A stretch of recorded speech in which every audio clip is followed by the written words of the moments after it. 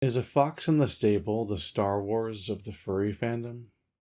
Okay, the furries are evolving. I don't know how else to put it. It turns out that if you create a community that's centered entirely around artistic expression, you end up with art. And over time, that art keeps getting better, absurdly so. Furries as a community are also overwhelmingly queer. And after a few decades of the communal iteration of queer art, you end up with what can only be called a queer culture. I'm serious.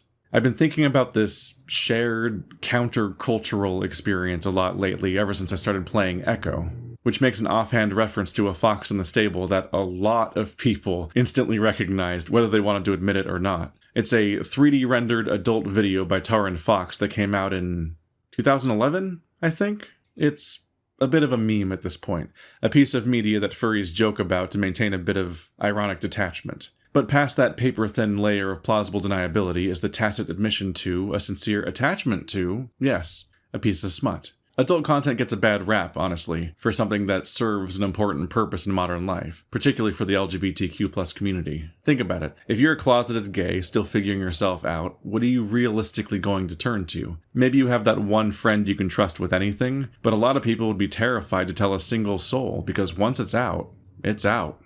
So you're socially isolated, but you want to imagine a future where you're happy, where you're loved and embraced for who you are, but it's the 90s or the 2000s where every character in every movie and TV show is straight, and homosexuality is treated as a joke at best and a threat at worst. But now we've got this whole internet thing, and with it, community. Suddenly you could reach out and find people who were just like you all across the world, and you could do it anonymously, safely. And where a lot of gay folks ended up landing was the furry fandom. This was especially interesting because this was the pre-algorithm internet. Websites were these static things that you had to find on your own, and yet people did. Suddenly, if you wanted to see yourself represented in fiction, you were spoiled for choice. Dog's Days of Summer, Little Buddy, Fur Piled, Circles, Morinatsu, Out of Position, Raccoony, Lapping the Competition, Associated Student Bodies, The Luck of Fools, and yes, A Fox in the Stable. A lot of gays spent a lot of time with a locked door as they figured themselves out in ways no one else was going to help them do. This is, frankly,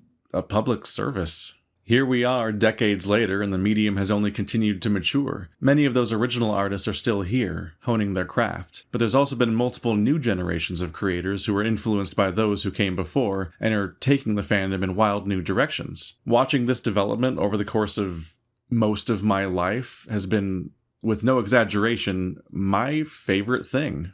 There's still room for simple, fun stuff like Liquid Courage and It's a Good Day, but there's also this noticeable growing emphasis on nuanced, textured characters, long-form storytelling, and honest-to-God themes. Louie's Noodle House for Wayward Demons, Alpha 9, The Pigpen, Echo, Little Willie, The Internship, Passing Love 2, Dawn Tide, Bear Paws, Caves and Critters, Lookouts, Spotting Basil. Trying to list what's out there is a fool's errand. A wholly unique fandom is molding passionate artists by teaching them the tools they need to express themselves and inspiring them to tell their deeply personal stories. Today I'm going to focus on one piece of art that I can only describe as being important to the arc of my life. A story that I'll remember forever because it's become a part of my own. Developed by Echo Project, Adastra is the domino that led to 2022 being the most eventful, life-changing year that I've ever had. So excuse me while I obsess over it for a while. Honestly, too long. How did the script get so long? You heard me right. In case you weren't aware, you just clicked on a multi-hour critical analysis of an 18-plus gay furry visual novel. Brew! Gotcha. Scared you. If nothing else, you're probably not going to be bored. It's win-win, really. Either I successfully convince you that this smut belongs in a museum, or you get to hear an unhinged man take very seriously a story, What Has Wolf Dick? You're not going to get this kind of content out of Jacob Geller. So, welcome, furries and visitors. If you find yourself in the latter group, please respect that this is our space. You are a guest here. But even if you're not normally interested in this subject, aren't you a bit curious? After all, no one has to know. This video will not feature any explicit sexual content, but if talk of male-male attraction and words like bottoming scare you, well, I guess that's your problem. We are going to engage with this furry porn with complete sincerity because, frankly, that is what it deserves. Gee, Keith, you're a gaming YouTuber. When are you going to talk about video games? And then the monkey paw curls.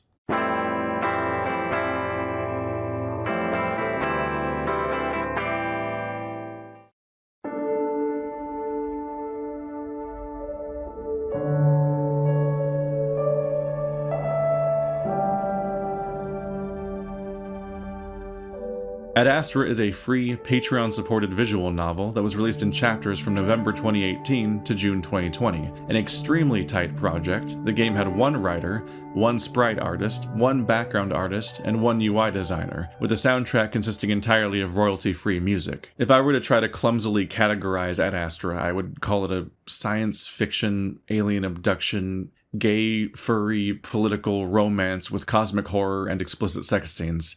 Adult political romance probably suffices. Its writer, Howley, reportedly needed a break from writing his previous game, Echo, and so Echo Project began developing the two games concurrently. I get the sense that Adastra was meant to be some light escapism at the time, and on its face it does deal with much less explicitly distressing themes than Echo does, but if you were in the fandom when Adastra released, you knew about it. This game made waves.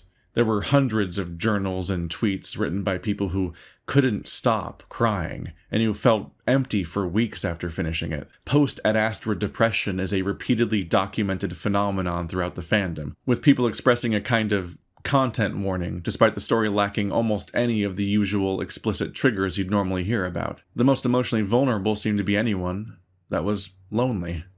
A warning.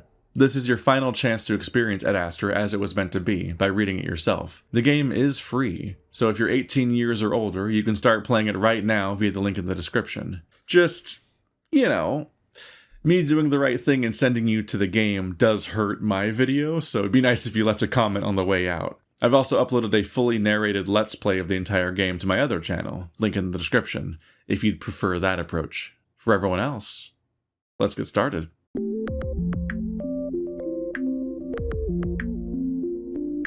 First impressions. You probably don't need me to tell you that video games have famously low completion rates. Achievement stats have revealed that a shocking number of players fall off after only completing the first level, if that. So you need a hook, some spectacle. You need to set expectations. Who is your target audience and how do you keep them? Taking a look at its itch.io page, Adastra is advertised in a way that I can only refer to as non-representative. There's a big, saucy 18+ warning, which for its target audience is less of a warning and more of a promise of what's to come. The screenshots are of course the first thing you're going to check out, the first of which is a huge, bulging wolf man sprawled out in a bed. Next is two shirtless dudes making out, one sneaking a hand under the other's pants. Then we've got a whole lineup of men, and this smug, nearly naked jackal making this cat blush. And then the quote, "Pants?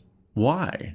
As if to suggest their removal or absence. The comment section paints a very different picture of what Adastra is, but we'll get to that. The target audience is pretty clear at this point. Adastra is fishing primarily for gay male furries, and its bait is potent. Oh no, am I gonna get abducted by a hot wolf alien? Whatever shall I do? I hate myself. I hate this. I hate everything I'm doing. People who click that download button do so expecting images and descriptions of various activities involving penises. Plural. The first line of the game even feels like a nod to that expectation. It's so large.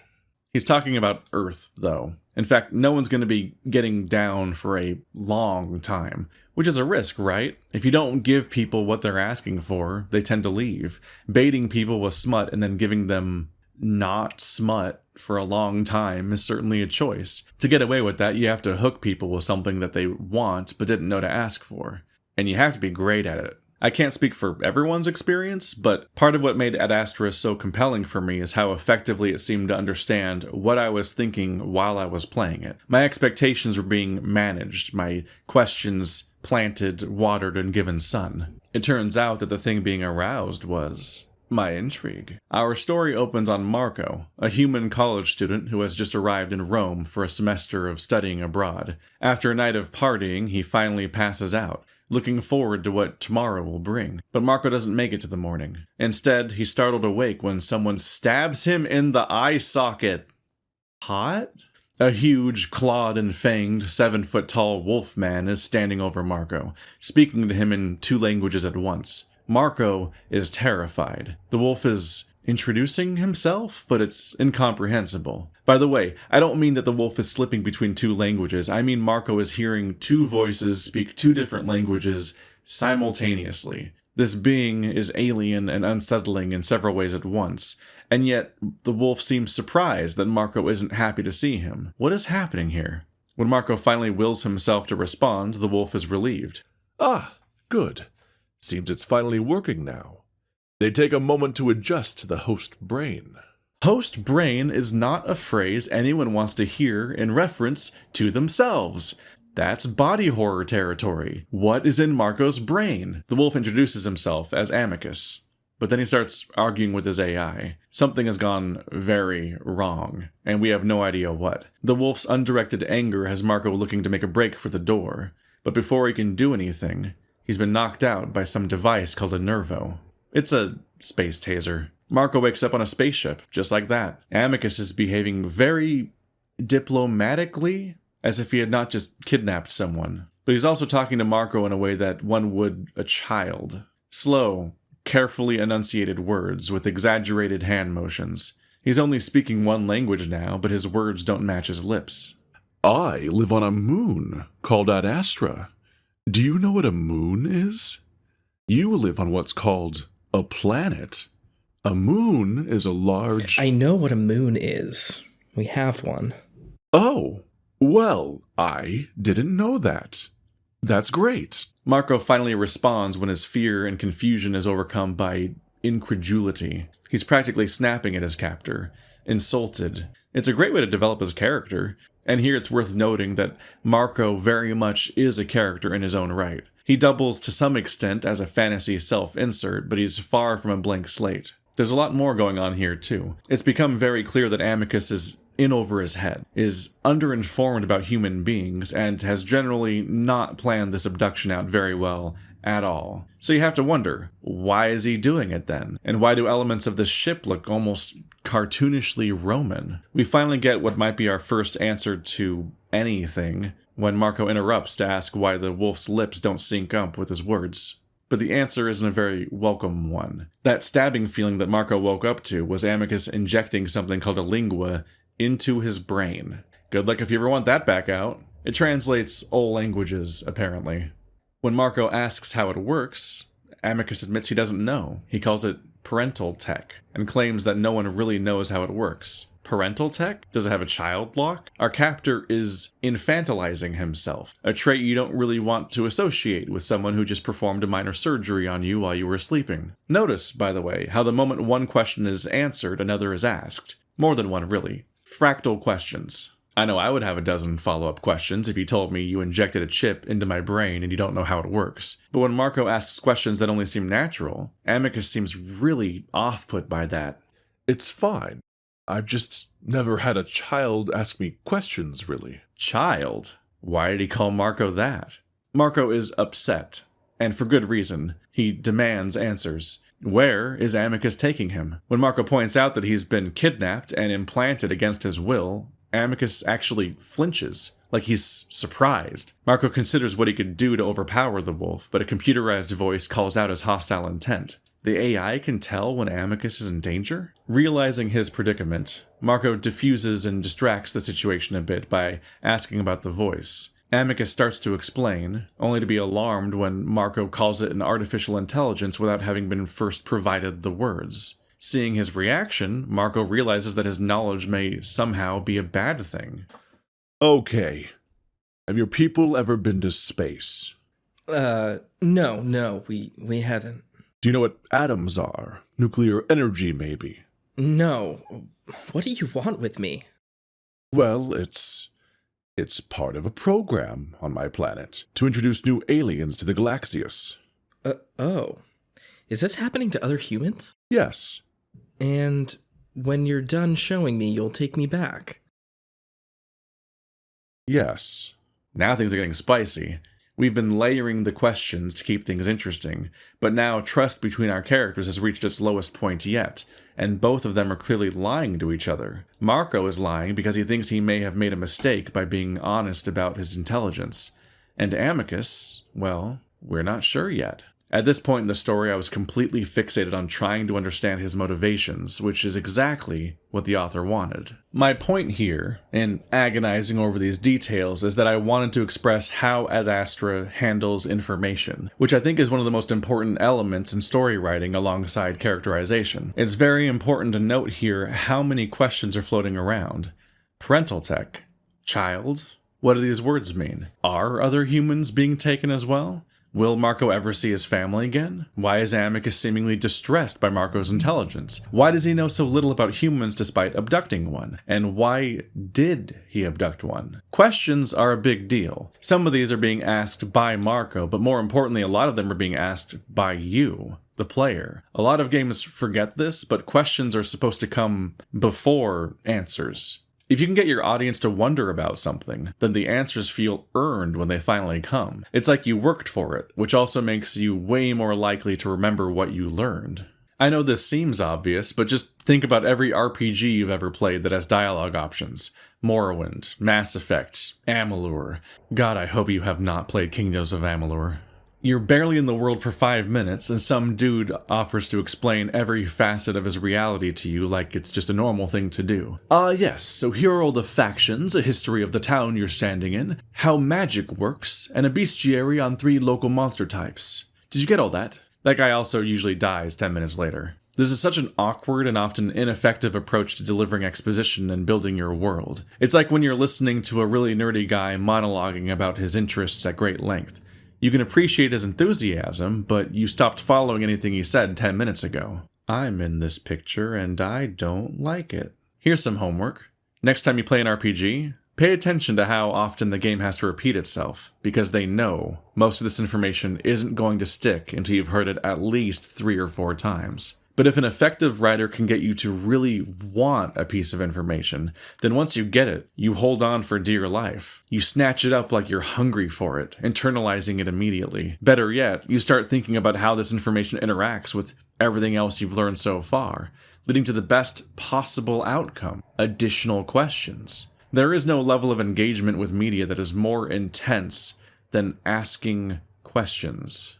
To be clear, the opposite extreme is also bad. Yes, Adastra poses questions, but these questions either have concrete answers that are coming, or they're left unanswered specifically because their status as a question is a core theme of the story. They're not a J.J. Abrams mystery box, where the audience is hooked by a mystery that even the writer doesn't know the answer to. This also crucially isn't Final Fantasy XIII, where most of the drama in the intro chapter falls flat because you were supposed to read a glossary to understand what anyone was saying. Adastra's questions are carefully asked and deliberately paced. Well, I mean, don't you want to see the galaxy? I think it would be amazing for someone like you that hasn't seen it before. No, I actually want to go home right now. Amicus stares at me for a full 10 seconds before looking away. How about we wait until we get to my home? Then we can discuss it. Oh, this is bad. Amicus is bargaining, which means he was lying when he claimed Marco could go home. Marco is furious, and Amicus, sulking, seems to relent, but then knocks Marco out with a Nervo again, once his guard is down. Damn it! He's more sapient than any child I've known.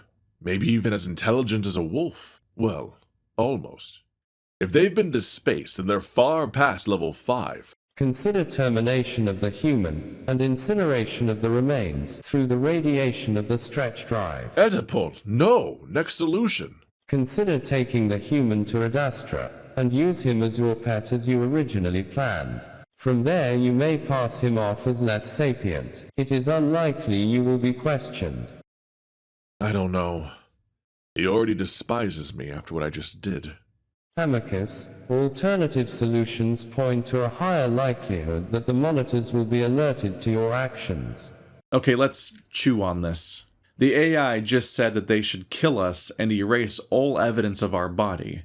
We had the feeling that Amicus was screwing something up and in over his head, but I don't think any of us thought things were that serious. This kidnapping just got a lot stranger, because somehow the kidnapper is also under duress. No human cops are going to be knocking down his airlock, so what the hell is he so worried about? Monitors.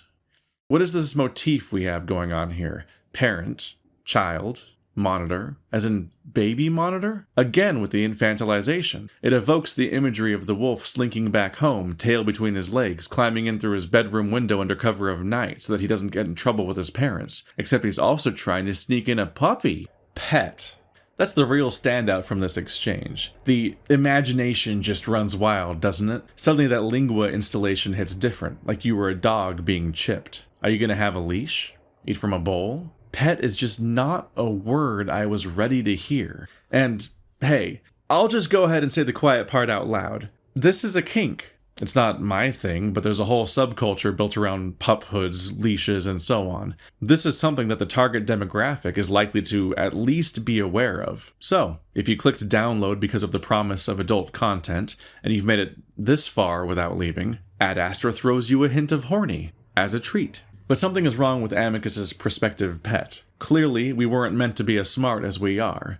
Now we know why the wolf was being so patronizing, and was so distressed when we knew things we shouldn't, and even advocated for our own sapient rights. This problem rises far beyond mere surprise, and apparently he will face consequences if his mistake is discovered.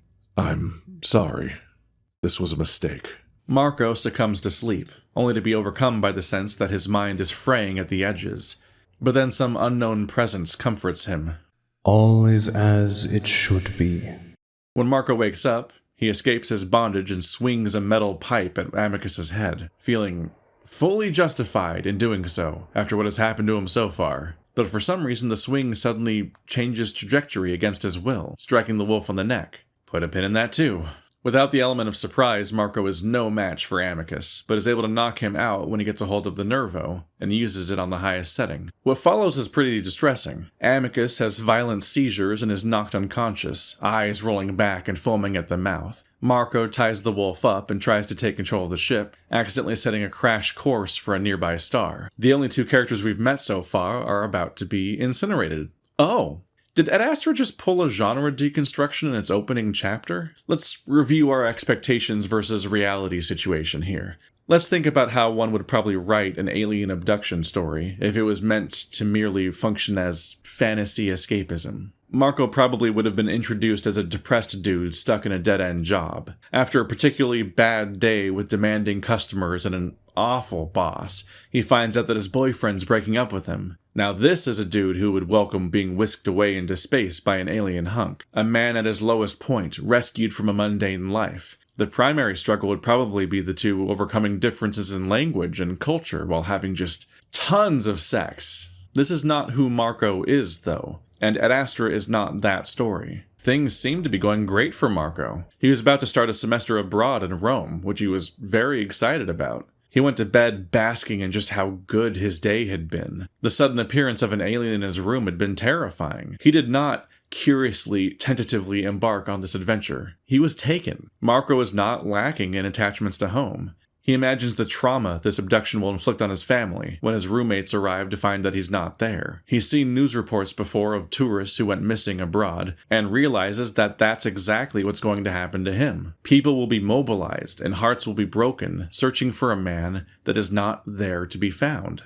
Motivated by all this, and the fear and uncertainty of what exactly is going to happen to him, Marco tried to kill Amicus, until something stopped him. But even when he's commandeered the ship, he's no Han Solo. His attempt at escape will end in his death. When you're deconstructing a genre, you take the bare bones, the essential elements and tropes, but then you break free of cliché and instead take these ideas to their logical conclusion. The irony here is that the game's writer, Howley, had previously been writing a horror visual novel called Echo. After that story put him in a really dark place, he supposedly started writing Adastra as an escape from that. But it's almost as if he couldn't be satisfied with a simple wish fulfillment story. He just had to go and think about it, what the scenario means, and how it would actually play out. This runs throughout the entire story, by the way. I don't want to get too ahead of myself, but Adastra also takes aim at the premise of a chosen one, and of lovers who are destined to be together, and why those are actually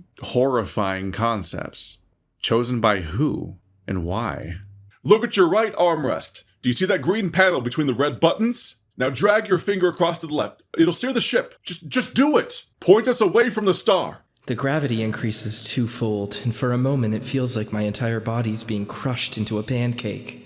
And then the burning orange light is gone, and the deck goes black. Damage to the ship is severe. Recovery mode is required.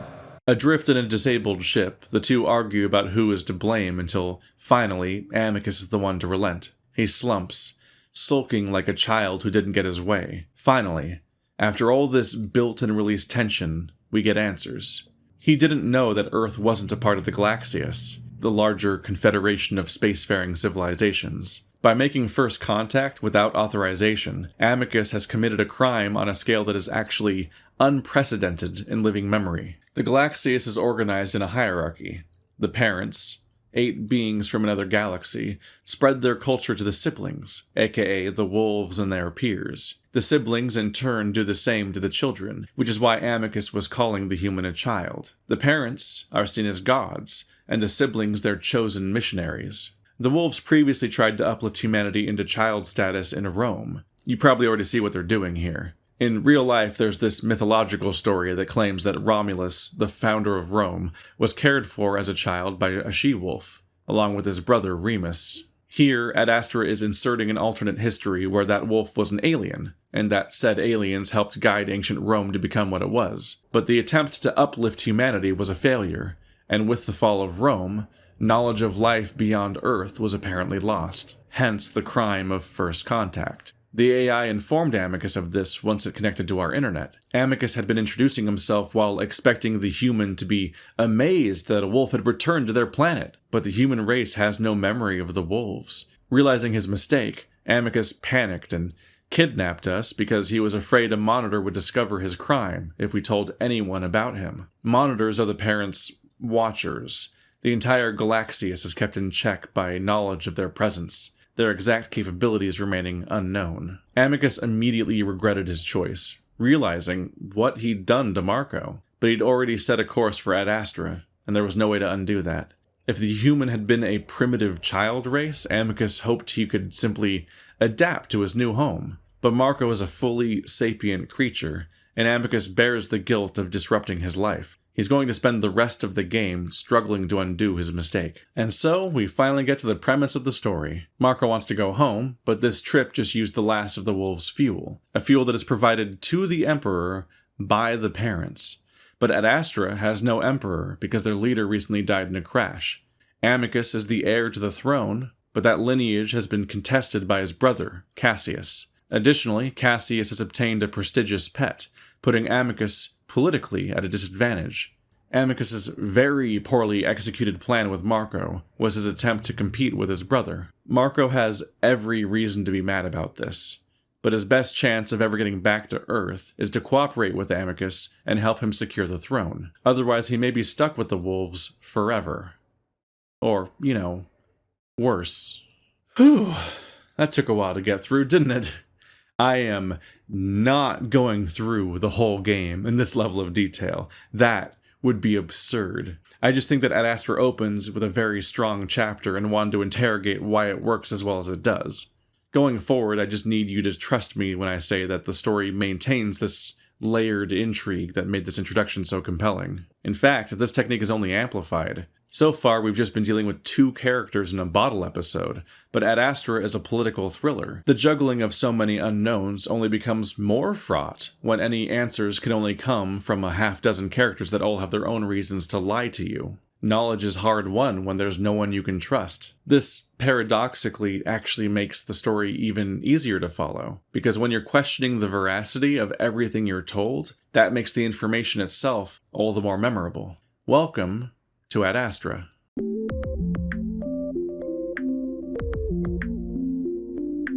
So, Marco decides to work with Amicus because there doesn't seem to be any other way to get home. He's going to play the role of his pet, whatever that means. They land in the palace Amicus grew up in, under cover of darkness, on the moon Adastra. Marco ends up sleeping on Amicus's couch, and suddenly we have our first choice. A voice speaks to Marco in his sleep.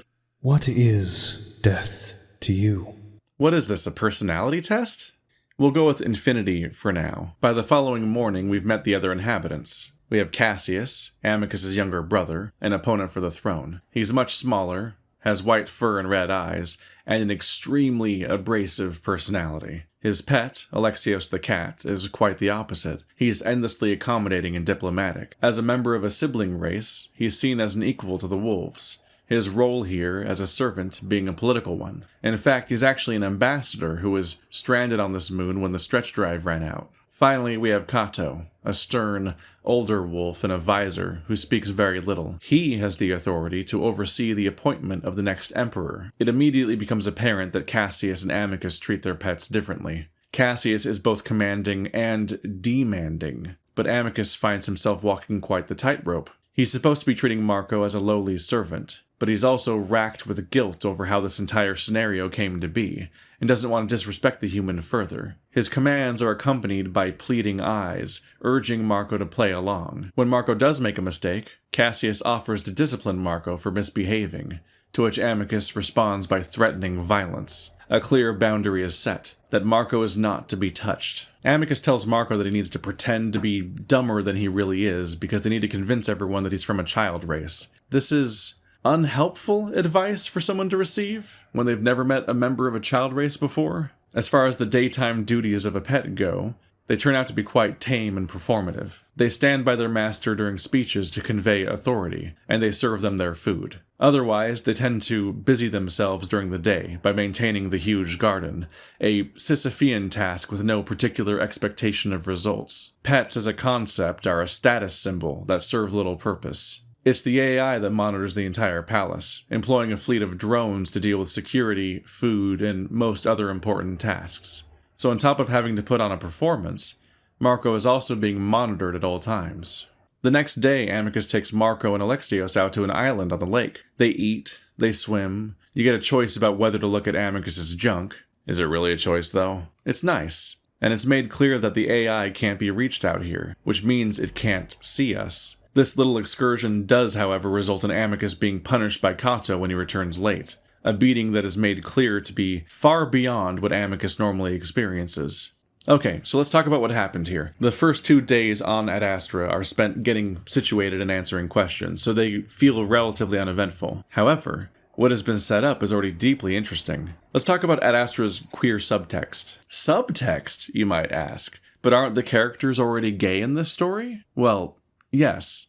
And perhaps this is a chance for me to correct a misconception that's been repeated, a few hundred times in response to my Beastars video. You see, in Lego She is Gay, a queer reading of Beastars, my goal was to analyze the surprisingly deep well of queer subtext that runs throughout the entire series, in order to explain why the story resonated so strongly with an LGBTQ+ audience. But because media literacy is kind of a mess these days, many found themselves unable to push past a literalist reading of both Beastars itself and my essay. This led to many taking my script not as a reading, but as a theory, as if I was spending 3 hours trying to prove that Legoshi was actually gay in the story all along. This interpretation turns my video into the equivalent of an ending explained, or one of those videos that claims to know the true story of Five Nights at Freddy's. This is, frankly, a bad way of looking at art, as it turns your favorite stories into a puzzle to simply be solved in a way that ultimately strips them of meaning. So yes, gay stories like Echo and Adastra can still have layers of queer subtext running throughout their narrative. The subtext isn't a clue, it's a plot element that informs the meaning of the text. The inclusion of these details, whether done intentionally or not, are what makes the story feel authentically queer. When the goals of the text and the subtext are aligned, the story can have a much greater impact, even if its audience is only picking up on this subconsciously. As an example, in Echo Route 65, we're introduced to a newly outed gay man named Chase. He lives in a small, backwards, homophobic town and is counting down the days until he can move to a city where his queerness is more accepted. On top of this, he's an otter. We are repeatedly reminded through his narration how badly he wants to go for a swim, and when he finally does, it looks like this. He's in his element, and it's beautiful. Despite feeling so at home in the water, Chase is currently stuck in Echo, a town in the middle of the desert. Is this a coincidence? I sure don't think so.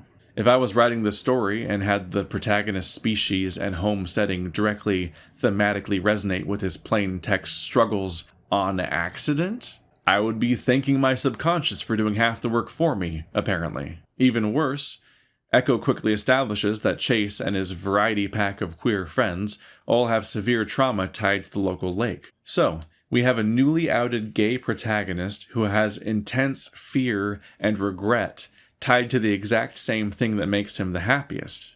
If you're writing your own fiction, you should be taking notes. And so, here's what's really interesting about Adastra's setup. Amicus has made it clear that Marco is meant to hide his identity by literally playing dumb to imitate a child race. He doesn't really know what that means, nor does he really know for sure what the consequences will be if he's found out, but there's reason enough to be afraid. So, Marco has a secret that he shares with one other man, the obvious love interest of the story. A secret that he has to hide from every single other person, which is that he's not who he's supposed to be. He'll be punished if the secret gets out, even though it's not something that he did, but something that he is. When I first played this game, I was still in the closet, so this part of the story hit me harder than I expected.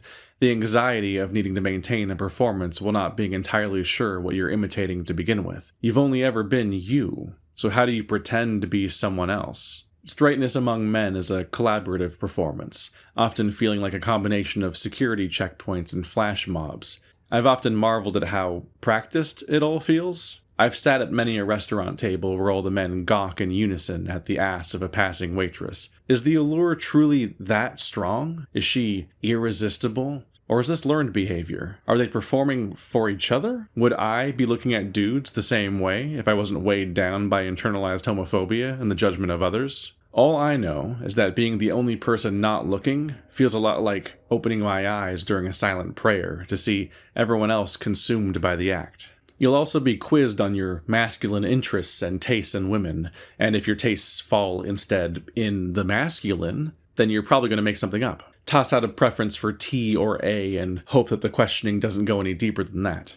It usually doesn't. They don't seem to actually care. It feels more like they're reinforcing camaraderie by checking your credentials, and you just have to pray they don't notice that they're forged. To be honest, the act feels condescending. Yeah, the Think about boys Blake Shelton's round song, here. Boys Round Here.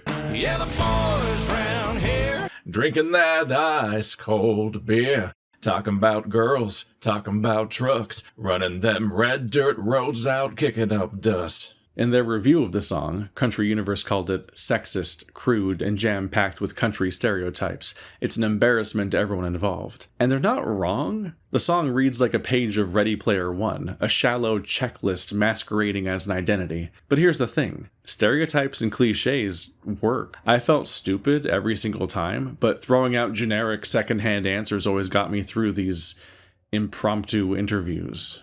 Marco has a moment like this with Kato, where he corners him in the hall. The wolf wants to know where Marco's from, and if the human slips up, even once, he could very well endanger himself. So Marco performs. He doesn't really know how he's supposed to act, only that he can't truly be himself. But his shallow facade is inexplicably successful at resolving the encounter. His secret is safe for a moment longer, an exhausting front that must be maintained indefinitely because the moment the truth gets out, it's out. This is the pressure of having something to hide, something that's intrinsic to who you are.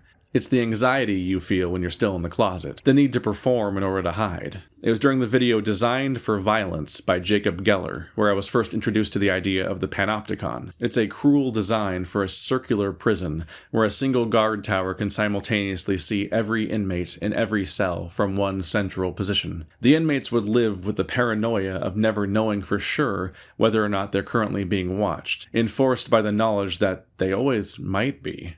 I didn't think much of it at first, but the Panopticon has stuck with me as a metaphor ever since, and I'm only now beginning to understand why. The queer experience is the feeling of surveillance. It's being eternally conscious of how you are being perceived and working to manage that perception. Many will talk about having a straight mode that they adopt when they're around people that don't know that they're gay, but dropping the act when you're alone can become a challenge. Is it ever truly safe to let your guard down? Do you keep up the act at the grocery store? The park? At home? In the privacy of their bedroom, Amicus admits that lying all the time is weighing him down. Marco points out that the wolf has continued to lie about the human being from a child race. Amicus cringes. He looks up and around in fright, bracing for some kind of alarm or consequence to trigger. After all, they are being watched, even in the privacy of their own room, aren't they? Calm, their AI, is always present. It's not safe for Marco and Amicus to be entirely honest even when they're completely alone. It's a stress that never lets up, and it rules them. This makes the picnic on the island all the more significant in its carefree tone. It's not just that Amicus gets his dick out, but that the weight of that surveillance is lifted for one precious afternoon. The pair are finally free from their performance and get to learn more about each other earnestly. This makes the choice as to whether or not you look at Amicus in the nude very interesting. Marco does not get a lot of choices in this story. He is a captive on an alien world, his agency is restricted at every turn, and nearly every choice that he does get is essentially a test. Yes, even the one he had in his sleep. There are only 2 choices in this entire game that aren't a part of some other person's plan, and they're both small, intimate moments with Amicus. One might say that because they don't affect the course of the story, that these choices don't matter. I would argue the opposite, that they're the most important choices Marco ever makes because he does so freely. These are the moments where he gets to actually be gay instead of just surviving. The moment they get back from this trip is when Amicus gets the shit beaten out of him by the most explicitly heteronormative force in the game, Kato. This reinforces the contrast between the naked freedom of being alone with Amicus versus the grim reality of living in the palace, always on guard, always meeting the expectations of others. I forgot myself at the lake today, and when Kato caught me teasing you... Amicus presses his face into the pillow, cringing. Can you not have fun as the prospective emperor? Not really. Cassius hasn't been out in the lake for years. Sometimes I think something's wrong with me, that I still enjoy such things. Kato runs the Panopticon. Calm answers to him, and he's the primary character Amicus and Marco are working to keep their secret from. Additionally, he's a man from an older, less tolerant generation who is here to test the brothers against each other and deem which is worthy of being emperor, an overtly masculine ideal, as shown by the fact that women are not even considered for the role. The patriarchy. Like, literally the patriarchy. And so, while a battered Amicus is picking himself off the steps of the amphitheater, our duo is reminded of the consequences of not being the person they're expected to be. So, take all those feelings, and your deepest, darkest secrets, and dam them up. Not a drop can get through. Oh, what's that? Why is there a crack in the dam?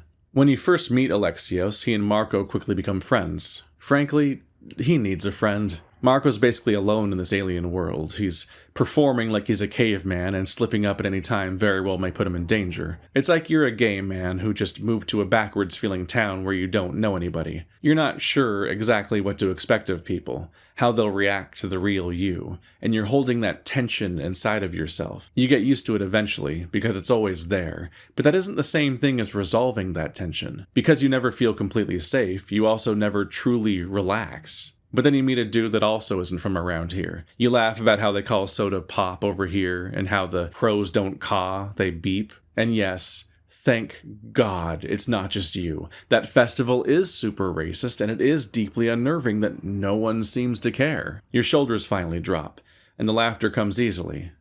You needed this. With Alexios, Marco drops the act. He's honest with him because having the chance to be heard is alluring. It's cathartic. When you're going through a difficult transition in your life, you need people that you can trust. If not because they'll directly help you, then at least because they'll listen. And so, Marco's performance falters, and Alex realizes that he's been hiding his intelligence. Marco can't walk this back, can't put the genie back in the bottle. Alexios knows that he's lying, that he's performing, and he'll never not know. Whether Marco likes it or not, he's come out, at least to one person, another person that can do anything with that information, another person that Marco cannot control. But Alex is a comrade, is he not? Solidarity amongst pets, am I right? After all, they agree about the wolves, and they're friendly with each other, so surely Marco's secret is safe with Alexios. Marco's secret is not safe with Alexios.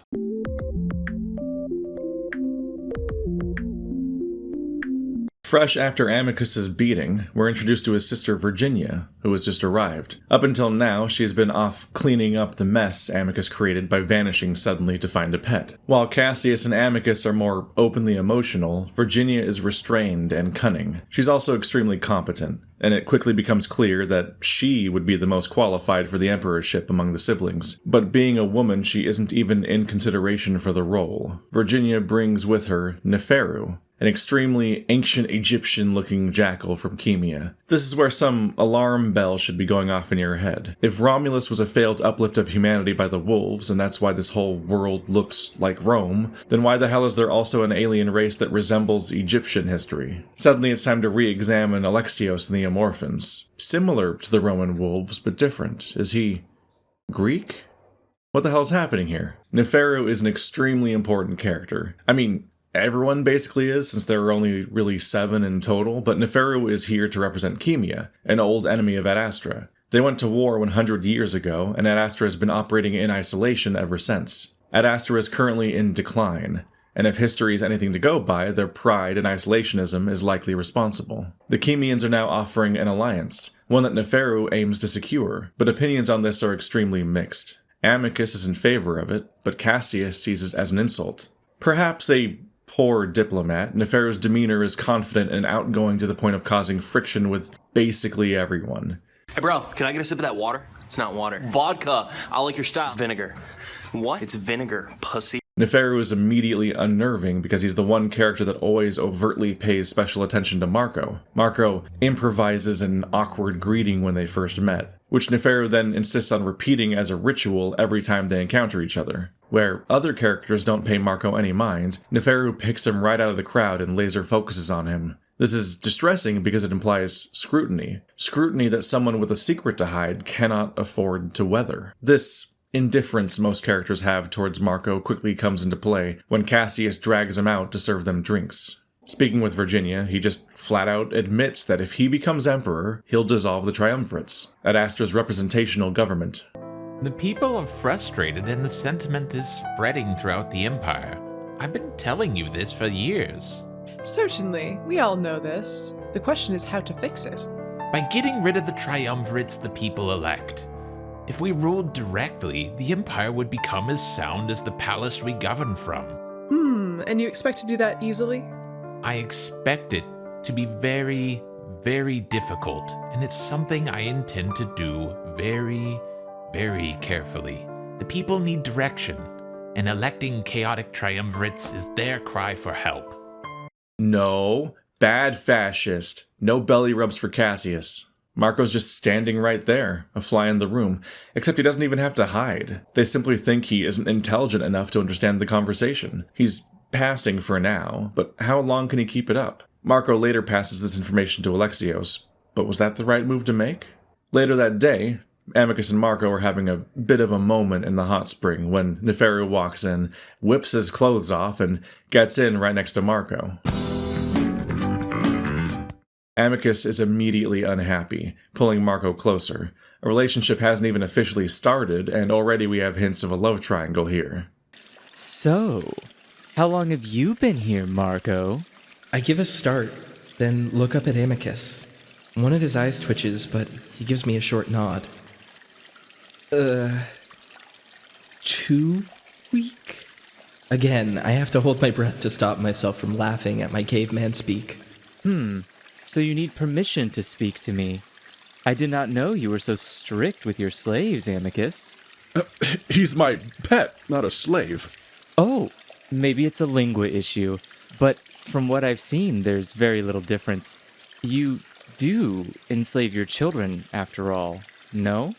These children are indentured servants in a way. In exchange for having their intelligence mostly uplifted, they have to serve the Empire until that debt is repaid. Oh? And how long has that been going on? Well, let's just say the first successfully uplifted wolf children haven't quite finished repaying their debt. That sounds like slavery. It does, doesn't it?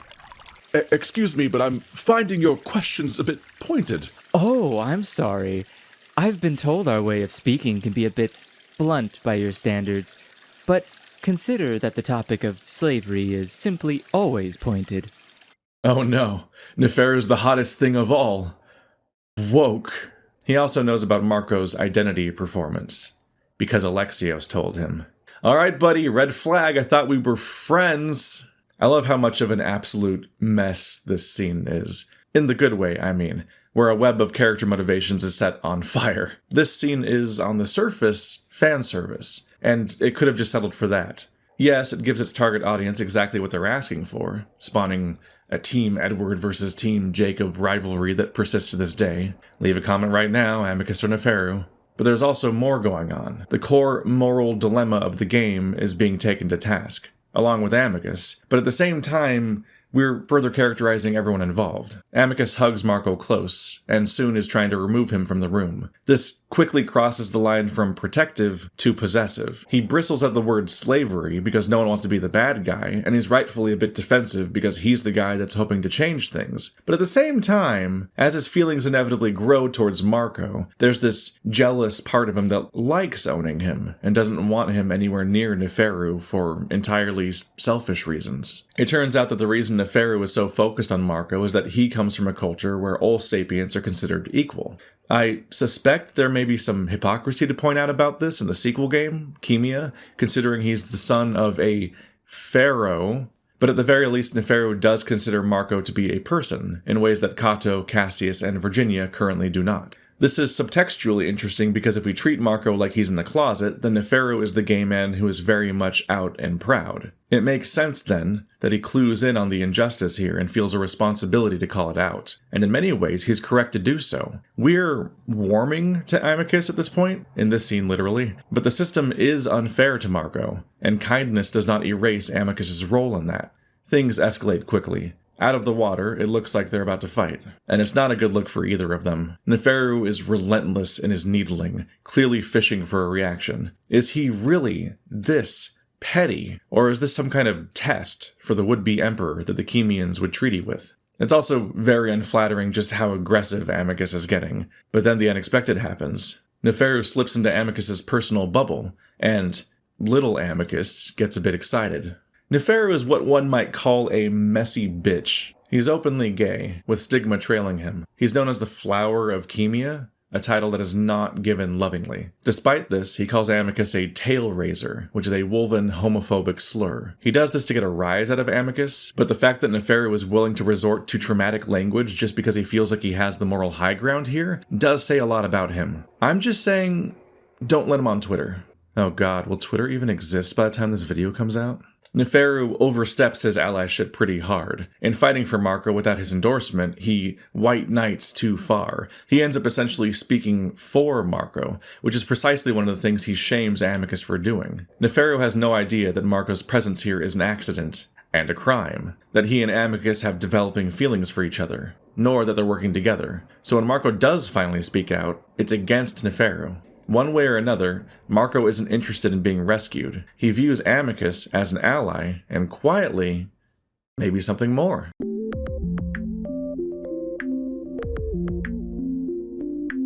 So, when exactly did Marco and Amicus grow so close? It's been a gradual process all along, though I've been talking around it a bit to keep from getting distracted. We got a strong hint as to Amicus's interest when he first explained Marco's duties. Alright, what do I do? Well, first of all, I take a shower, and you help me wash. Help you wash? Well, it's something the others wouldn't see, so I suppose it's not necessary. Unless you want to. No. Well, alright then. Never mind on that one. Amicus is clearly offended. Listen, I'm not gonna soap up your naked body. Yeah, you made that clear. The next thing you're supposed to do is get the brush and oils from here. He sighs. I know you don't want to. I realize now that I'm repulsive to you, but I can't really reach every part of my coat, and it would be strange if I called for a drone when I have a pet. Marco seems to regret giving him this impression, and during the brushing he has to admit to himself that Amicus is rather handsome. The rather intimate grooming is cut short by Amicus when his body gets excited, and he tries to save face. Amicus later walks in on Marco when he's just getting out of the shower. Sorry, I didn't mean to see. I thought you'd be dressed. Hey, it's fine. I've got a towel on. Slowly, Amicus turns his gaze back to me, eyes drifting down my torso before immediately snapping back up again. Oh, I thought you hated any sort of nudity. Not really, just the genitals? Even then, I don't hate it, it's just more private. Ah. Amicus seems to be staring at me, and I start to feel a little self-conscious. Is everything okay? Amicus looks away again. Sorry, I'm just not used to seeing you like that. I've only seen humans with clothing, so I just sort of imagined you'd always be that way. The details here aren't exactly explicit, but after playing through the game a few times, I have to say, what's going on here gets pretty loud. What's happening is that you, the player, are the hot one. Adastra is reversing the roles a bit here. In a more traditional dating sim, our horny, blank slate, self-insert character would be ogling the lineup. We're usually meant to judge everyone based on their looks first, then augment that as we learn more about their personality. Only then do we finally pick a route and try to say all the right things to our waifu of choice. Instead, we have Marco, who has a fair bit of personality, and who doesn't seem to have dating on the top of his mind. This time it's Amicus who's looking at us, making excuses to get closer to us, and struggling to look away when we are the himbo wearing nothing but a towel. After Kato kicks his ass, Amicus is utterly stunned when Marco offers him a massage. He makes sure to remind Marco that he doesn't have to do anything that he doesn't want to, and stares in disbelief when he realizes that the offer is genuine. This touches upon a criticism I've seen of Adastra, which is that the relationship between Amicus and Marco progresses too quickly, as if this is a plot hole. As someone who relates greatly to Amicus in this scenario, let me offer a little context for why this actually makes perfect sense. When I dated a girl back in high school, she spread some shitty rumors about me. It's awful to be vulnerable with someone only for them to violate that trust. She didn't out me as gay or anything like that, she wouldn't have known, but hearing people gossip about things that they shouldn't know about is an awful experience. It's damaging. This is a shitty thing to do to anyone, but I think being in the closet made it even worse. Here I am with this big secret that might endanger me if it got out, and the last person I let in used that opportunity to hurt me. Nope. From then on, I would be more private and guarded than ever. Here's the funny thing about being in the closet, though. It's a choice. It's a choice you have to make again every single day. The same answer, every day, again and again. Even though it hurts. Even though the other option is supposed to be your goal, and you could just break the spell forever with one sentence. It took me well over a decade to finally do that. After my coming out earlier this year, I met someone that seemed oddly perfect. Another gay furry with a lot of similar interests, someone that was easy to talk to, who I found attractive, and even made me feel attractive for maybe the first time in my life. I don't know how common this experience is, but for me, a fear set in that this was my one and only chance. Think about it. For most people, the potential dating pool is almost half the population. But for gay men, take whatever percentage of people you think are gay and cut it in half. Hell, less than half, since there are more out gay women than gay men. In 2018, Gallup estimated that only 3.9% of men are LGBT, a stat that is still unhelpfully inflated by the inclusion of straight trans men. Under those circumstances, if you meet someone that seems perfect for you, that can feel like your one and only shot at happiness, a statistical anomaly that will never happen again. This is what Marco is to Amicus. It turns out that we've been looking at this story all wrong. Normally, when someone writes a romance where a hunk steals you away to a far-off land, that's supposed to be escapism. He's supposed to be the perfect man for you, the thing of dreams. But in this story, Marco is actually the perfect man for Amicus. You see, Amicus has been hurt before. He trusted the wrong man once, and the worst case scenario happened. He was outed as gay against his will, and the story spread like wildfire across the news. His father tried to suppress it, but the damage is already done. Just enough people still remember this shame today to reinforce his stigma. He doesn't seem to have pursued another man since, likely remaining a virgin. This fear of being seen for who he is a constant background stress throughout his life. Tail raiser, they call him. No wonder he was pissed off at Neferu. Enter Marco. He's attractive, he's intelligent, and strong-willed enough to argue with Amicus, which the wolf finds exciting. But most importantly, Marco is an alien. Not an alien like Neferu, who is just from another planet, but a proper alien, one with zero attachments to Amicus's society. He has no political affiliations, no hidden agenda, and no reason to ever betray him. Quite the opposite. Marco needs Amicus to survive, aside from the power dynamic problem here. Marco is the one impossible exception to the fear that has ruled Amicus for years. Of course he would hold on as if his life depended on it, crushing on Marco too hard, too fast. Amicus is afraid that if he messes this up, if he loses Marco, he may never have a chance at this kind of happiness ever again. So, no. I don't see their accelerated relationship as a plot hole. It's a great way to rush into a relationship, only for it to end badly, but being ill-advised does not make something unrealistic. After their confrontation with Neferu in the baths, Marco asks the question that Amicus has feared all along. Are you gay? And Amicus finally relents. He admits that he has a preference for men, and Marco, to his credit, does the same. He tries to reassure the wolf by, well, lying, claiming that Earth is becoming very accepting of homosexuals. Are you disgusted with me now?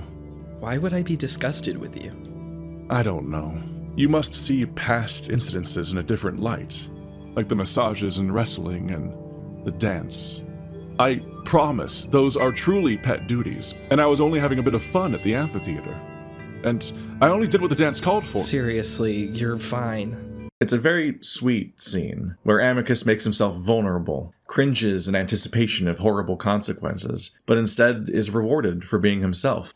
When I told my closest friends that I was gay, I was a wreck. I knew they would all be fine with it. I wouldn't have been friends with them for years if I suspected otherwise, but I knew that the secret was finally out. I'd held it in for so long, tying it tighter and tighter, but then watched it all come undone in a single sentence. It was my coming out video that really stressed me out. I had no idea what was going to happen. We all like to tell ourselves that progress is being made, but I've seen fellow creators face horrible consequences for being honest about themselves. I spent all month recording and editing that Lego Sheep video with a knot in my chest, both excited and terrified by what might happen next. And yes, there have been shitty people. I've been called all of the horrible dog whistle defamation terms that conservatives use against gay people, words that I'm afraid to say even in this relatively explicit video. But I've also been embraced by a wider community that celebrates who I am. I've been followed by artists that I like, received a mountain of gift art, and the Beastars video exploded. It may be the most impactful thing I've ever done. Every day I read another comment from someone who resonated deeply with my story, isolated and afraid.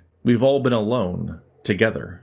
Oh, by the way, if you want to write a setting that feels morally backwards, be it historical or fantasy, but you want a character from that setting to be unusually forward-thinking for their time, just make them queer. If they're gay, gender nonconforming, etc., suddenly it makes a whole lot of sense that their morality isn't in lockstep with their peers, because their very existence isn't considered moral. Of course Amicus wants to change things. It's not a plot hole.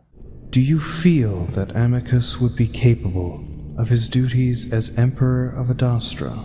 It took me a while to answer this time. Honestly, Amicus is kind of a lovable train wreck. He's honest to a fault, impulsive, a bit spoiled, and doesn't seem like he'd have the patience for policy and politics. And yet, Cassius sure seems worse. Amicus also wants to push things in a positive direction, even if he doesn't know how, and surely that counts for something? By the way, who is asking this question? Is this simply Marco's doubts made manifest, or is someone testing us? Hesitantly, I say yes.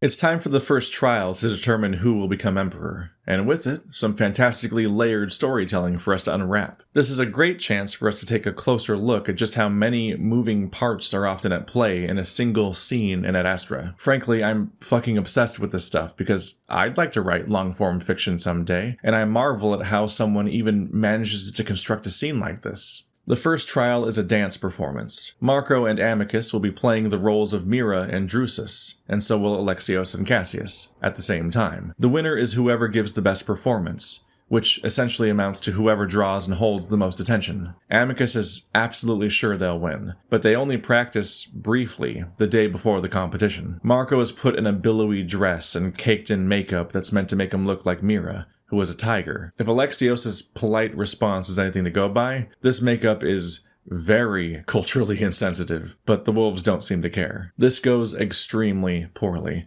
What follows is an anxiety-inducing scene where everything that can go wrong does. Unlike in their rehearsals, the song is howled, so the lingua doesn't translate it. Marco is left flailing, unable to perform, while Amicus can only stare in confusion. The makeup is smearing. It's a disaster. Oh, by the way, this is being broadcast to all of Adastra, and Marco only found out an hour ago. Keep in mind that it will be televised live to the rest of Adastra, so... Amicus sees the look on my face. Maybe I shouldn't have told you that. All of Adastra? Live? I have seen multiple people admit that they skipped this scene entirely because it was so effective at stirring secondhand embarrassment. Worse, Cassius and Alexios are not the pushovers that Amicus was sure that they'd be. They completely steal the show, and are absolutely believable as the star-crossed lovers. Too believable, you might say. It's now clear that Cassius and Alexios are way, way more intimate than expected. They're really going at it, quite passionately, in a way that reads as more than just a performance. This comes as a surprise because we haven't seen a single hint that the two are even affectionate. In public, Cassius is strict and demanding, while Alexios is quiet and obedient. And yet, here we are. I'm reminded of the many relationships that I've observed from the outside over the years. A lot of couples don't really seem especially affectionate. If anything, it can feel like they're even irritated with each other, pressing each other's buttons. One might take the available information and draw the conclusion that these people aren't really meant for each other, that they'll probably break up in a year. And yet they often don't. Why is that? Well, that's the thing about intimate relationships. They're private. As an outside observer, all of your data is terminally flawed because your very presence alters their behavior. You're seeing the couple when they're dealing with the public, or have guests, wherein you are the guest. It's a bit like basing your reading on someone's whole personality entirely on how they behave when they're planning a wedding. You might be seeing how they deal with that specific scenario, but that's not informative of what they're like when they're alone with someone that they trust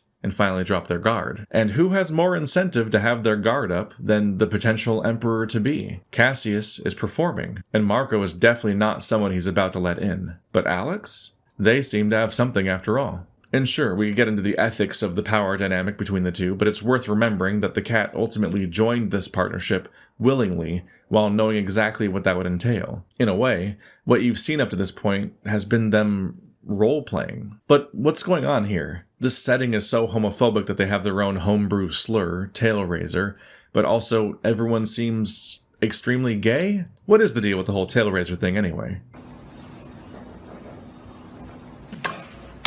What the fuck? I'm a whore, you idiot. Well, if someone is to be, let's say, receiving the gay, and they happen to be a furry alien creature with a tail, the tail is going to be hanging in a rather inconvenient location, isn't it? So, if one is going to bottom, something's going to have to move. In other words, the act of raising your tail would be presenting. It's an invitation. But how can Cassius use this term against Amicus to shame him, and then turn around and grind on Alexios in a live stream without facing any consequences? This actually leads to one of the strange contradictions to be found in the history of the oh-so-enlightened Romans. Let's go down this rabbit hole. Okay, I left that one in as a joke, but every time I write about furries, I have to go back through my entire script and replace every instance of rabbit hole, because you can't just say that in this context. The last video even had a rabbit, for God's sake. Alright, the Romans had a very different take on sexuality. They didn't really have terms for homosexuality nor heterosexuality. Instead, sexual roles were divided into the active, dominant role and the passive, submissive role, tops and bottoms. Being toxic AF, sex wasn't just sex for them.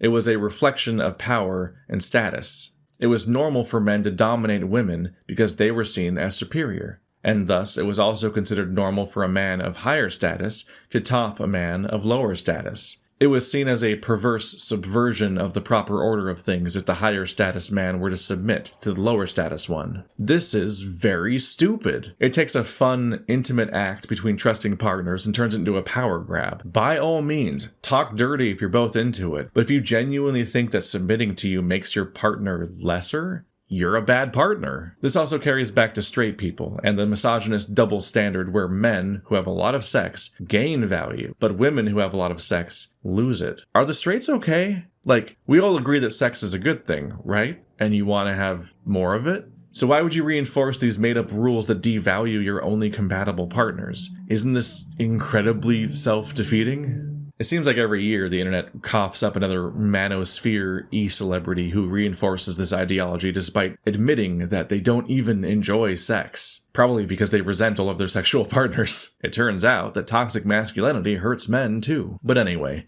this is the dark side of the oft-repeated claim that the Romans were okay with homosexuality. There was a big, hierarchically enforced asterisk, and a lot of this was going on between nobles and their slaves. Which brings us to Cassius and Alexios. That cat can scratch that itch every night, and Adastran society wouldn't bat an eye, so long as their prospective emperor maintains his status in the dominant role. Cassius probably doesn't even think of himself as gay. Amicus, on the other hand, has an explicit preference for males, and one moment of misplaced trust has plagued him with a seemingly lifelong label as a tail raiser. Yes, this means that Amicus canonically did, or was about to, bottom. Setting aside the problematic power couple, what else have we learned about Amicus? First of all, Amicus is always wrong. The whole reason you're here in the first place is because of his mistakes, and you can reliably predict the future by assuming that the opposite of whatever he claims will happen, will happen. First, we have the racist Mira costume, which Marco immediately clocks as insensitive, but that's a wider cultural problem with the wolves. But Amicus otherwise has a consistent problem where he fails to consider the possibility of negative outcomes. Dude is a strong believer in the idea of manifesting good outcomes through thought alone. Part of this is his furry characterization as an innocent dog, but this is also the personality you get when you're not only raised in royalty, but as the favorite son. No, Amicus, things do not just work out. He might be expected to study and train, but he was never expected to actually compete with anyone in his life. His siblings are a woman and his sickly brother, so he won by default. This means he will always underestimate Cassius, who has been thinking about making this play for power for most of his life. When Marco posed the idea that Cassius might try to kill Amicus for the throne, Amicus hadn't even considered the possibility, and he still doesn't. He avoids difficult thoughts, hoping that things will just work out, which informs his disastrous performance with Marco. They blew the whole thing pretty hard when Marco's lingua didn't translate the singing, but what didn't happen was just as important as what did. During the grand finale, when Amicus dipped Marco to the floor, he moved in for the dramatic kiss, but it never came. As if acknowledging defeat, he only gave him a soft peck on the forehead before ending the performance. It happened quietly, but Amicus has fallen for Marco. Suddenly their rehearsals are recontextualized. They never practiced the kiss despite its importance, because Amicus wasn't ready to make that move. He was afraid to do it specifically because it wouldn't be a platonic gesture for him. It was his genuine desire. I thought we should leave that for the actual performance. I assume you don't want me kissing you over and over. The trial was functionally less of a test of performance and more a test of intimacy. But while Cassius and Alexios are clearly very familiar, Amicus and Marco hadn't had time to develop their bond. It makes sense for Amicus to take it slow. We know he's been hurt before, and he may even be a virgin depending on how far things went with his abuser. So here, with Marco, he likely realized mid-trial that this would be their first kiss. Upstaged by his brother, live in front of the entire moon, his crush dressed as a dead historic figure, and crucially, with he and Marco's romantic status left fairly ambiguous. There's a dissonance there, a relationship milestone achieved under coercion, so he relents. Frankly, it takes a lot of courage to be gay in public, courage that is built together through a strong bond. Amicus and Marco are instead both alone together, and they're afraid. By the way, look at how efficient the storytelling is here. An inexperienced writer would treat the story of Adastra as two separate plots, one being Amicus's bid for the throne, and the other being his relationship with Marco, the A plot and the B plot. They could still be well written, but switching back and forth would be rather clunky. Instead, we have a story where the two are continuously linked, directly affecting each other. One scene often contains story beats for both. We just have the plot. So, what's the deal with Mira and Drusus, the story behind the performance they're doing? Drusus was another emperor of Adastra 10,000 years ago, during a period where the wolves had turned their backs on the parents. His lover was a tiger woman from Hindi named Mira. which is why Marco was all painted up in stripes in a caricature that no one from Hindi would have appreciated. Drusus sought to reconnect with the parents, and through them, the other siblings, in order to cease the decay of his empire. Unfortunately for both of them, Drusus was given a choice, maybe even the hardest choice, by the parents: his empire or his lover. Mira, in a move that is remembered as heroic, took her own life in order to spare Drusus from making what is framed as the wrong choice. So, the empire survived, and Mira died.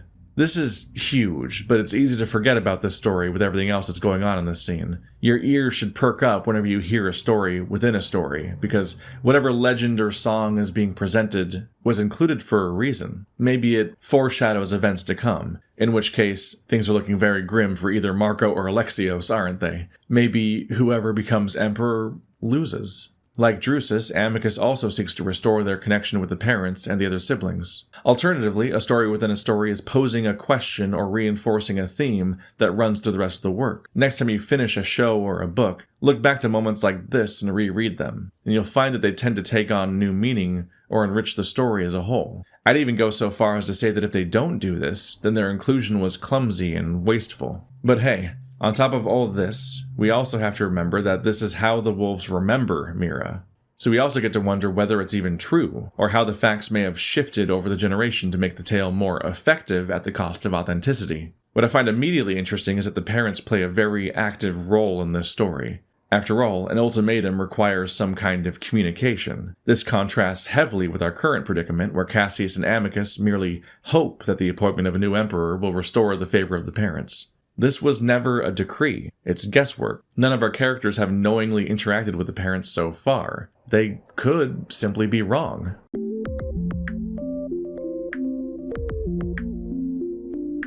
I've pointed it out before, but Adastra is explicitly self-aware at times as to why most people probably downloaded the game. You can also see this in Howley's other visual novel, Echo. You, Chase, have the personality of a fucking rock. I wish you could see yourself. You just sit there like a creep, watching everyone, weighing everything that we say. And don't think I haven't caught the way you stare at all of us, like we're all objects to be collected. What? Are you just planning to cycle through all of us for sex?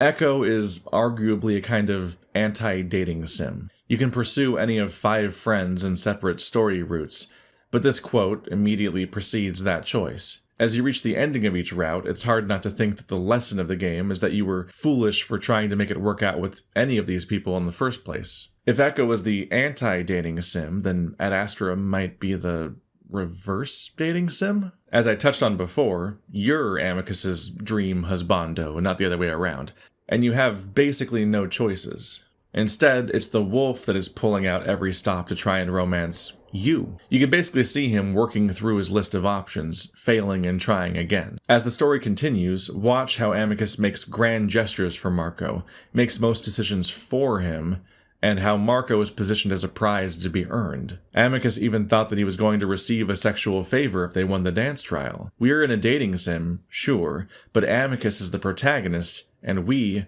are the route. This role reversal creates an interesting dynamic that you don't usually see in this genre, which is that you're the one being pursued. Instead of being the awkward nerd that's trying to prove himself worthy of a harem of anime girls, you're the one that someone else is working to earn. You get to feel desired. It surprisingly ends up feeling a bit like a romance novel, as opposed to the traditional dating sim where you're expected to have more agency. But with desire comes objectification. It's precisely the stripping of personal agency that is the biggest obstacle in the relationship between Amicus and Marco. In a video game, NPCs are largely static, so when you're making decisions, you end up choosing things for them. You can't generally ask for permission or advice every single time. This means that Amicus repeatedly decides what's best for Marco, refusing him the choice.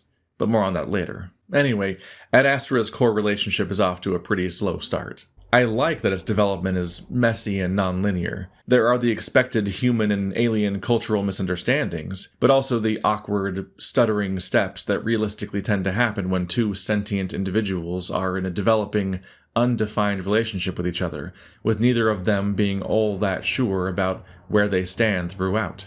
At one point, Amicus is clearly ramping up to a big question, and then shocks Marco by dropping to one knee as if making a marriage proposal. Marco, Will you date me? What? What do you think dating is? Well, what you told me. It's a relationship status that enables you to become closer, learn more about each other, along with normalizing physical intimacy. Well, usually people don't do it unless they love each other.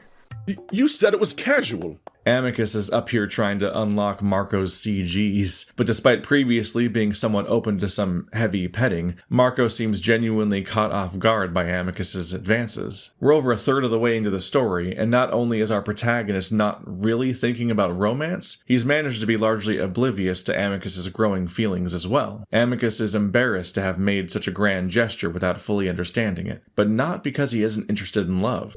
Listen, if we weren't having this whole illegal space adventure, I might say yes. What? Really? I said might. Oh, really? It seems that, despite the mistake, Amicus hadn't misstated his intentions. He feared instead that he had overstepped. In fact, he's rather eager. Later, they're on the island again. And after a little roughhousing, Amicus finally gets his kiss.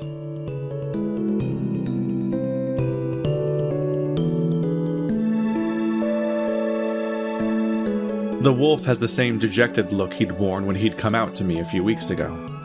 So I reach out a hand and rest on his paw. He looks at me then, ears still low, but his expression hopeful. Everything's just so messed up and complicated. Yes, I'm sorry. I shouldn't have kissed you. Maybe not. I swallow. But I liked it. I swallowed, but I liked it. God damn it. Sorry, I couldn't help it. Amicus snaps his eyes back up to look at me. Really? You swallow? And you liked it? Yeah. He's embarrassed, at first, worried he'd once again made a mistake, like with the wolf that outed him years ago. But Marco isn't fully against the idea. It's just that things are such a mess. Their goal is to take Marco home, at which point they shouldn't communicate with each other ever again if they're going to hide the crime. If they pursue this, won't that make goodbye hurt all the more? Bad news, buds, feelings don't work that way. Conversations between them become awkward. One day, Marco's in the garden with Alexios, talking about boys, and he decides he's going to go through with it. He's going to return Amicus's feelings. But right when he's rehearsing what he might say, he walks in on Amicus and Neferu right when they're, wrapping things up. That's right, it's the first sex scene, hours into the game, and it doesn't even involve you. It's essentially what the game is marketed on, and yet, by the time it comes, I'm not sure how many players were even happy to see it. Instead of uncomplicated smut, we get a lot of feelings. Here's where players' minds will shoot back to a choice they made a while ago. Marco had a chance to encourage Amicus to talk to Neferu more, for the sake of the Alliance, and I think a lot of players did choose that option, so now you get to stew in that uncertainty. Did you cause this? Marco drops a bouquet of flowers on the floor and storms off. His narration is the bees of a disturbed hive. He's distressed, but struggling to understand why. My vision blurs for a moment, but I refuse to let myself cry over something that wasn't even going to be serious. I was going to offer Amicus that stupid fling, and that was it. He wasn't obligated to have only eyes for me. In fact, I knew he was into Neferu. We'd already discussed it, so this is fine. This was expected. It's here, when the relationship is seemingly over before it began, where his feelings crystallize. It's when the option is ripped away that Marco is forced to understand that he had wanted it. It wouldn't hurt this much otherwise. Amicus catches up with him, holding the bouquet, and tries to salvage things. He has a reason, believe it or not, for his indiscretion. They'd recently caught Cassius in their room, clearly up to something, and during that confrontation, Cassius crossed a line. He laid a hand on Marco. Amicus struck him immediately, and as he fell, Cassius broke his tail. Seeing red and spitting blood, Cassius vowed to have Marco executed when he becomes emperor. This exchange with Neferu was the price for Marco's protection. If Amicus loses the second trial, Marco would become Neferu's pet, and a protected citizen of Chemia, that Cassius wouldn't dare harm. This doesn't excuse what Amicus did, but he did have a good reason for doing it. His methods were bad, but Amicus has proven that he genuinely doesn't want to own and control Marco. He wants him safe. Emotionally, this whole situation is a huge mess, and the pair is still much too raw to process it. I'm always thinking about you, every damn hour of the day. And this is on top of the trials. Believe it or not, Marco, I'm stretched a bit thin, and it would be helpful if you could just work with me. Work with you how? Let you manipulate me into becoming your boyfriend? Then watch you fuck another guy so I can become his slave instead? I've been pretending, but now it could actually become official. Marco, I will not have you accusing me of such a thing. I was more honest with you on the island than I have been with anyone in years. But not about what just happened with Neferu. What, you think I owe you celibacy? We're not dating, and you refuse to do anything with me. It may come as a surprise to you, but even in times like these, I have needs. So you did want it. This becomes more apparent in Echo, where there's a lot more of them, but Howley's aptitude for writing arguments is just through the roof. There's just the right combination of justified outrage and petty, irrational attacks. They're circling like wounded animals, shouting their hurt. What comes out isn't necessarily the truth, but it is purely honest. I think it's important that there's never a character that's positioned as purely in the right. It never feels like the self-indulgent burning of a straw man. It's so easy to write an argument where one character just represents the author's perspective and the other is obviously wrong. Instead, Howley's arguments are always a mess. When Marco storms off, no one feels like the winner. The only thing that will dull this edge is time. Marco just wants to be alone, and having no idea what to do with himself, falls asleep in the garden. He awakes to find that Amicus never came home last night. He was up all night meditating. He was supposed to be preparing for the second trial, which is starting in an hour, but it's clear that all he could think about was how badly he had screwed things up. Amicus is just a mess of sleep deprivation, bloodshot eyes, and matted fur. I've done absolutely nothing right. Everything has been handed to me on a platter my entire life. But the first time I actually have to fight for something, I couldn't even keep my best friend. I would have been a terrible emperor. Amicus. I'm sorry. I'm sorry I didn't tell you everything. That I treated you poorly. That I got you into this stupid mess in the first place. And that I can't get you out of it.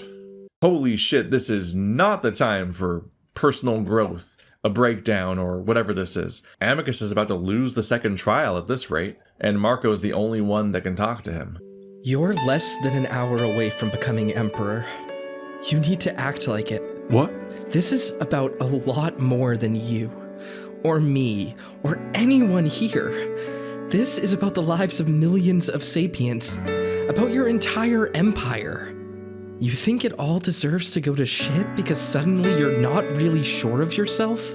We can't do anything to affect the outcome of the remaining trials. We can only encourage the real protagonist. Amicus pulls himself together and puts on a brave face. And we just have to hope that that's good enough, because it's time for the second trial.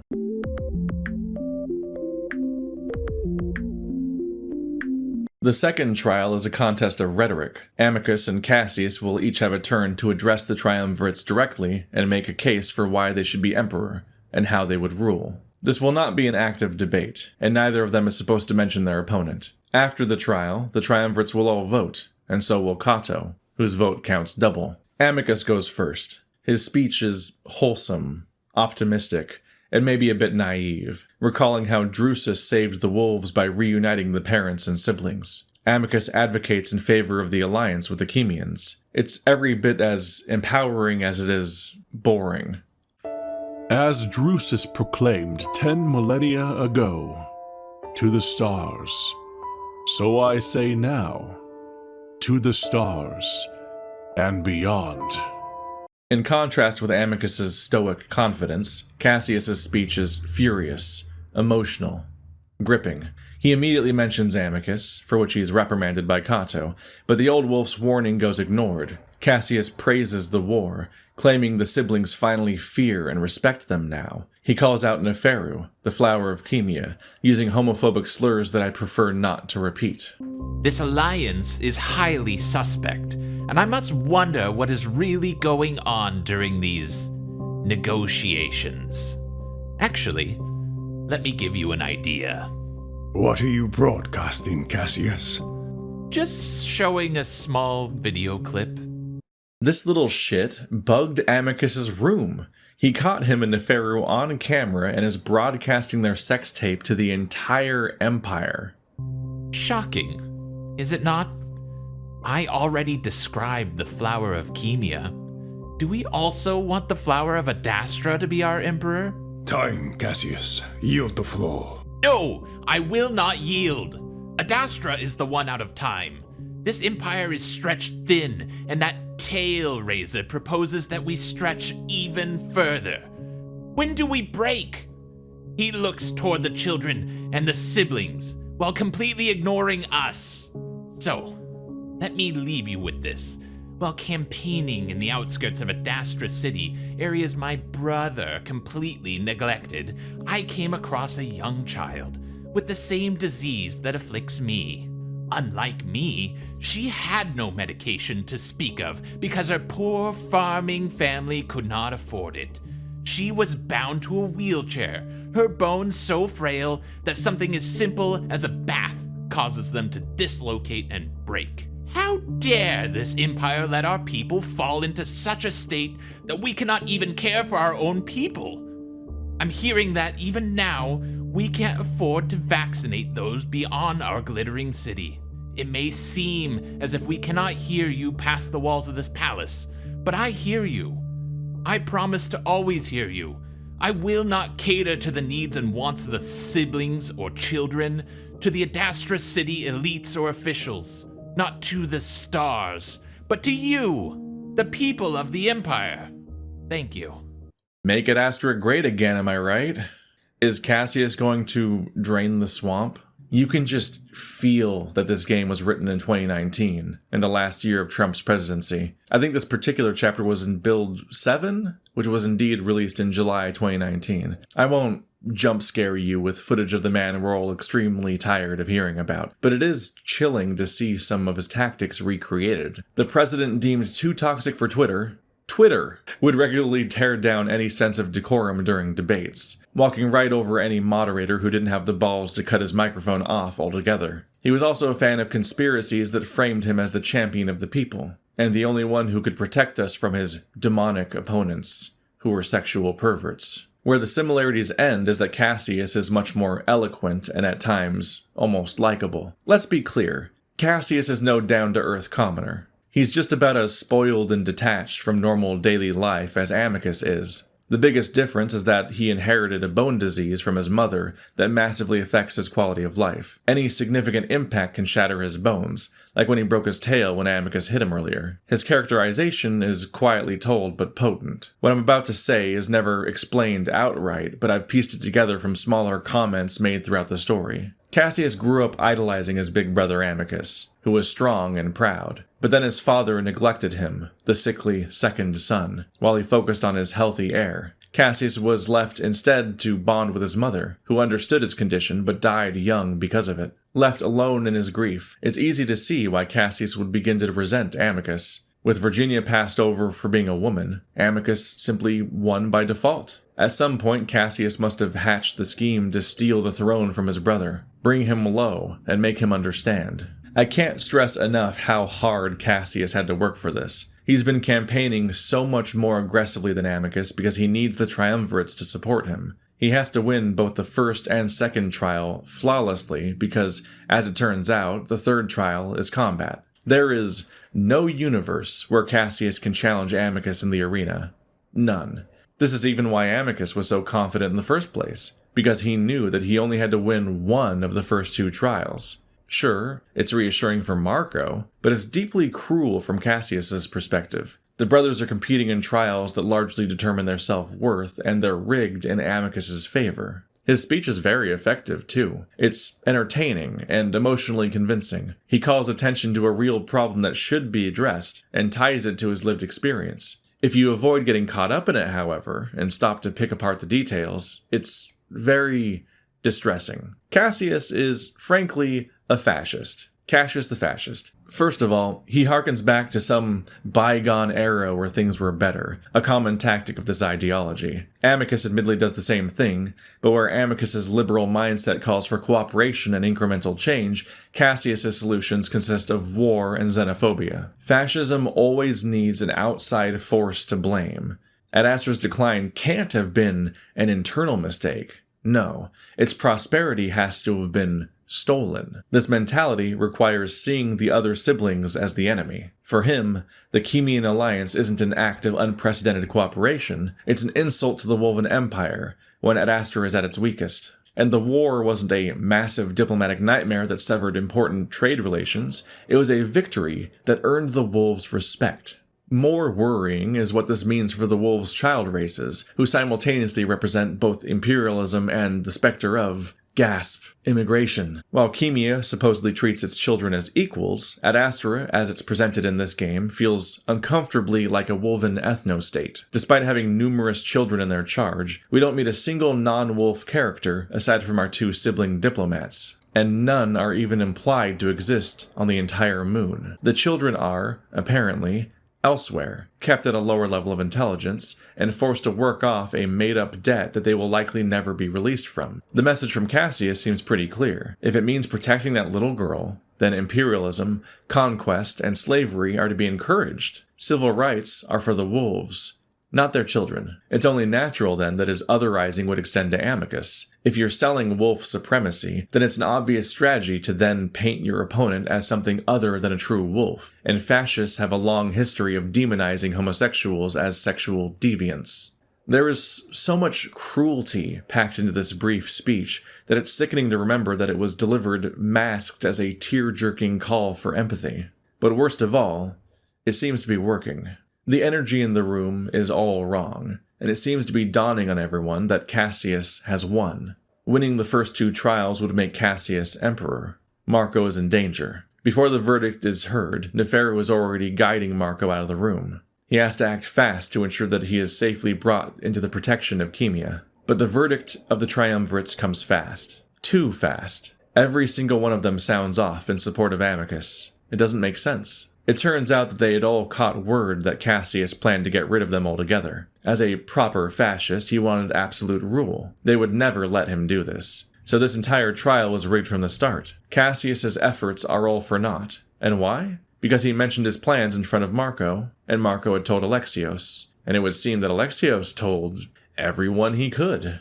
Cato is the last to vote. The result is already decided, so his vote is nothing more than a statement of support or protest. After a very long pause, he votes for Cassius, and says no more. How are we to interpret this? Does he simply think that Cassius performed better, and is ignoring the optics of his vote? Is he directly protesting an obviously rigged result? Or is it something else? The old wolf lost his eyesight fighting in the Chemian War. Perhaps Cato is not as impartial as he pretends to be.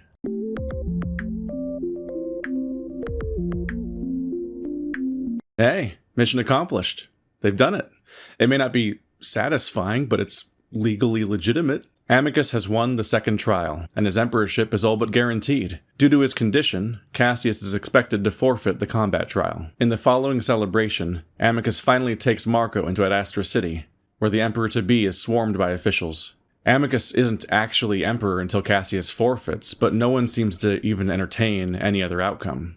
While he's alone, Marco is approached by a sickly child, who gives him a wilted flower before running off. Despite his horrifying ideology, perhaps Cassius was right to be concerned about the health care of the forgotten lower class, after all. We're told that riots have broken out across the city, even if the immediate area is safe. We don't have concrete data to go on, but this worryingly suggests that Cassius's ideas are popular amongst the people. It also sure muddies the outcome, doesn't it? Is an obviously corrupt representational democracy better than the tyrant it prevented? Maybe, but it's definitely not great. Subverting the will of the people feels awful, even if those people were welcoming fascism. So this is how liberty dies. With thunderous applause. Amicus and Marco find a quiet place to eat alone, and watch the sunset as they celebrate long into the evening. As they eat, Amicus proposes that Marco remain on Adastra, even after he has the chance to return home, and Marco accepts. If he can tell his family that he's okay, and they can clear up his illegal status, then he might remain on Adastra for a very long time. They're planning for the future. But Marco isn't feeling well. He's hot, itchy, and lightheaded. It seems like nothing, at first, but when Cassius confronts him about the trial, he's answered by projectile vomit, and Marco passes out. What follows is horror. Screaming pain tears through Marco whenever he's conscious. He's having seizures. His entire body breaks out in sores. He thrashes and fights against Amicus and the doctors, unable to comprehend what is happening to him. For the gay reader, this scene contains extremely loaded imagery. Amicus can only watch as Marco's body is covered in strange sores, not unlike the skin lesions that can form in patients with advanced HIV. Avia Pox, a disease that is seemingly a mild inconvenience on Adastra, is ravaging Marco's body, shutting down his organs, and attacking his nervous system. AIDS famously weakened the immune system of those who contracted it, who then die from minor illnesses that normally wouldn't even warrant a hospital visit. The very best doctors Adastra has to offer prove utterly incapable of stopping the damage. Amicus can only watch helplessly as his lover fades away, and Marco is lost to the world. This is also where Adastra starts to get weirder. Marco hallucinates an Echo reference, and then a space dragon. I am sorry that you had to experience this. I did not foresee it. Do not worry. You are still on the correct course. Marco is back on the ship, a wolf lying dead in a pool of spreading blood. Blinding light fills his view as the spacecraft rockets towards the sun. We're seeing what could have been if Marco's attack had found its target. He had swung at Amicus with a pipe, but it was diverted. The parents, who seemed absent, had interfered back then, hadn't they? And they are interfering once more. Marco wakes up alone in the amphitheater, covered in lavender, Amicus's scent. He had fallen into a coma, the damage irreparable, and left to die. And yet here he is, alive and healed, after a pretty literal deus ex machina. I know, but don't worry, they're going somewhere with this. The first person he sees is Alexios in the garden, and the cat is not happy to see Marco alive. The total shock is understandable, but when it's not followed by joy, something is wrong. Alexios had revealed our secret to Neferu. He then went on to spread the rumor about the triumvirates, knowing full well that Cassius would figure out that we were responsible. And now this. Whatever this reaction is, it's not that of a friend. By the time Marco finds Amicus, the wolf is a mess. He's passed out on the floor of his room, surrounded by wine and painkillers, dazed deep into a quest to stop feeling. The wolf is completely unresponsive, and Marco has to pour water on him to finally rouse him. When Amicus is confronted with a living Marco, he struggles to accept this is happening. I love you, Marco. I love you too.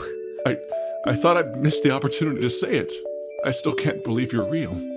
Well, I am. I promise. They shower together, and when they get back to the bed, the time has come. There's a sense of urgency, like everything in the world has tried to stop them from having this moment, and that they need to do this right now before the planet can start spinning again.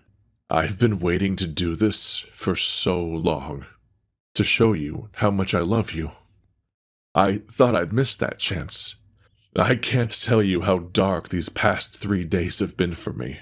I ran out of tears yesterday. I'm not going to miss that chance now. They're underprepared, but the scene is as sweet and intimate as it is sloppy. Amicus makes a dumb face. It's perfect. They fall asleep in each other's arms, not wanting to let go for even a moment.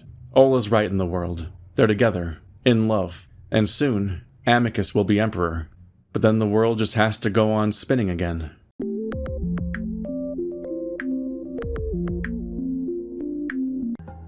Get up. Out of the bed. They awake to Kato's yells, and he is furious. As payoff to the story's queer subtext, word has gotten out about Marco's true nature. He has been outed, and there will be consequences. If you think I've been reading into things too much, why else would the scene where Marco is discovered take place in bed, in the arms of his lover, the morning after they had sex? He is unprofiled. All children, abandoned or not, are profiled. He is not a simian, so what is he? And is it true he's your lover? The lore context may be this semi-esoteric legal issue, but the emotional impact of the scene is that they were just discovered together, even if that's not the exact reason that they're in trouble. The text and subtext work together in concert to make this encounter, frankly, traumatic. Marco was outed because the doctors got a good look at him while he was sick, and his species wasn't on file. Amicus is forced to surrender to Cato when the older wolf threatens to execute Marco on the spot. The third trial begins today. You will lose, and Cassius will become emperor. Amicus is about to lose the one trial that he was sure was guaranteed: combat. Cato beats him severely to make it look real, then forces him into humiliating poses that are staged to frame Cassius as the victor. Knowing that he's running out of time, that they have no reason to keep him alive after this, Marco acts. When their backs are turned, he gets a hold of the Nervo and lunges for Cato. In a stroke of bad luck, it's Cassius who turns and sees him, forcing Marco to attack him instead. Cassius is sent flying, but Cato seizes Marco immediately. Amicus tears off Cato's visor and screams for Marco to run. Marco takes off in a desperate sprint through the gardens as a swarm of comms drones hunt him down, firing to kill. He only barely survives by taking shelter in Neferu's room. Don't shoot the jackal. Neferu, what are you doing with it? Simply protecting a fellow Chemian. What do you mean, Neferu? I mean that the child has been granted citizenship in the Chemian kingdom, and it would be unwise to attack him. You lie. Would you like to test that? Marco is safe, for now, but Amicus is in the dungeons, where he cannot be reached. It's important to understand Adastra's injustice as systemic, rather than merely the actions of individuals. Cato and Cassius both act against Marco and Amicus, but they're empowered by a homophobic society, and, in this scene, an overwhelming policing force provided by the drones. Back when Cassius threatened to execute Marco once he's emperor, Amicus started training Marco in self-defense. This was very sweet, but horribly naive. Cassius isn't the problem, he's a symptom, though he'll become much more of a problem if he's elected emperor. It's the culture that they live in that's homophobic and dangerous, and Cassius is, for now, merely the most immediate outlet through which that is expressed. Marco doesn't suddenly become safe just because he can take Cassius in a fight. This is directly called out by the narrative. Marco does end up taking down Cassius in this sham of a third trial, but that only makes things worse. Punching the nearest homophobe didn't make Marco safer because the real threat was the massive power imbalance that he's had no choice but to live under. Bigotry is reinforced by culture, the police, and the word of law. He has survived so far entirely by the whims and indifference of these forces. Marco hasn't had choices in this game because he's never had power. You're playing as a queer person whose agency has been confined by forces outside of their control in a way that chillingly reflects the real world. The only reason that Marco survives is allyship. Neferu, a man that Marco has had every reason to hate, shields him with his body. As a Chemian prince, he's an untouchable figure, and he wields that power to protect someone that desperately needs it. For Marco, as an individual, there's no such thing as strong enough. Stonewall was a riot.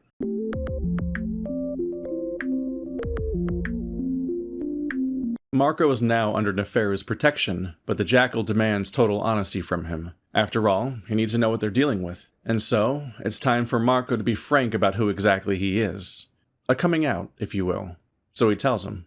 I wait for a moment, wondering if the Jackal is just going to toss me out into the hall after learning such a terrible secret. We just saw what happened when the existing heteronormative power structure learned about Marco. He was nearly killed. But Neferu, the fellow stigmatized gay character? Neferu isn't shocked or horrified. Instead, he had suspected who Marco was all along. Neferu only seems annoyed that Amicus, the man he's relying on for the Alliance, may have destroyed their plans by mishandling this whole situation. Marco's queer-coded illegal status is forgotten as quickly as it is introduced. To Neferu, the human is simply another sapient in need of help. And how did I become a citizen? I'm the son of the Pharaoh. You can just do that? Again, son of the Pharaoh. Who are you and how did you get in here? I'm the locksmith. And I'm a locksmith. Notably, a bit of marginalized identity is all that the two really have in common. Neferu is still massively privileged, able to change Marco's citizenship status without even consulting him. Get me a Bloody Mary. And make it snappy. Sir, this is Subway. Just make it happen.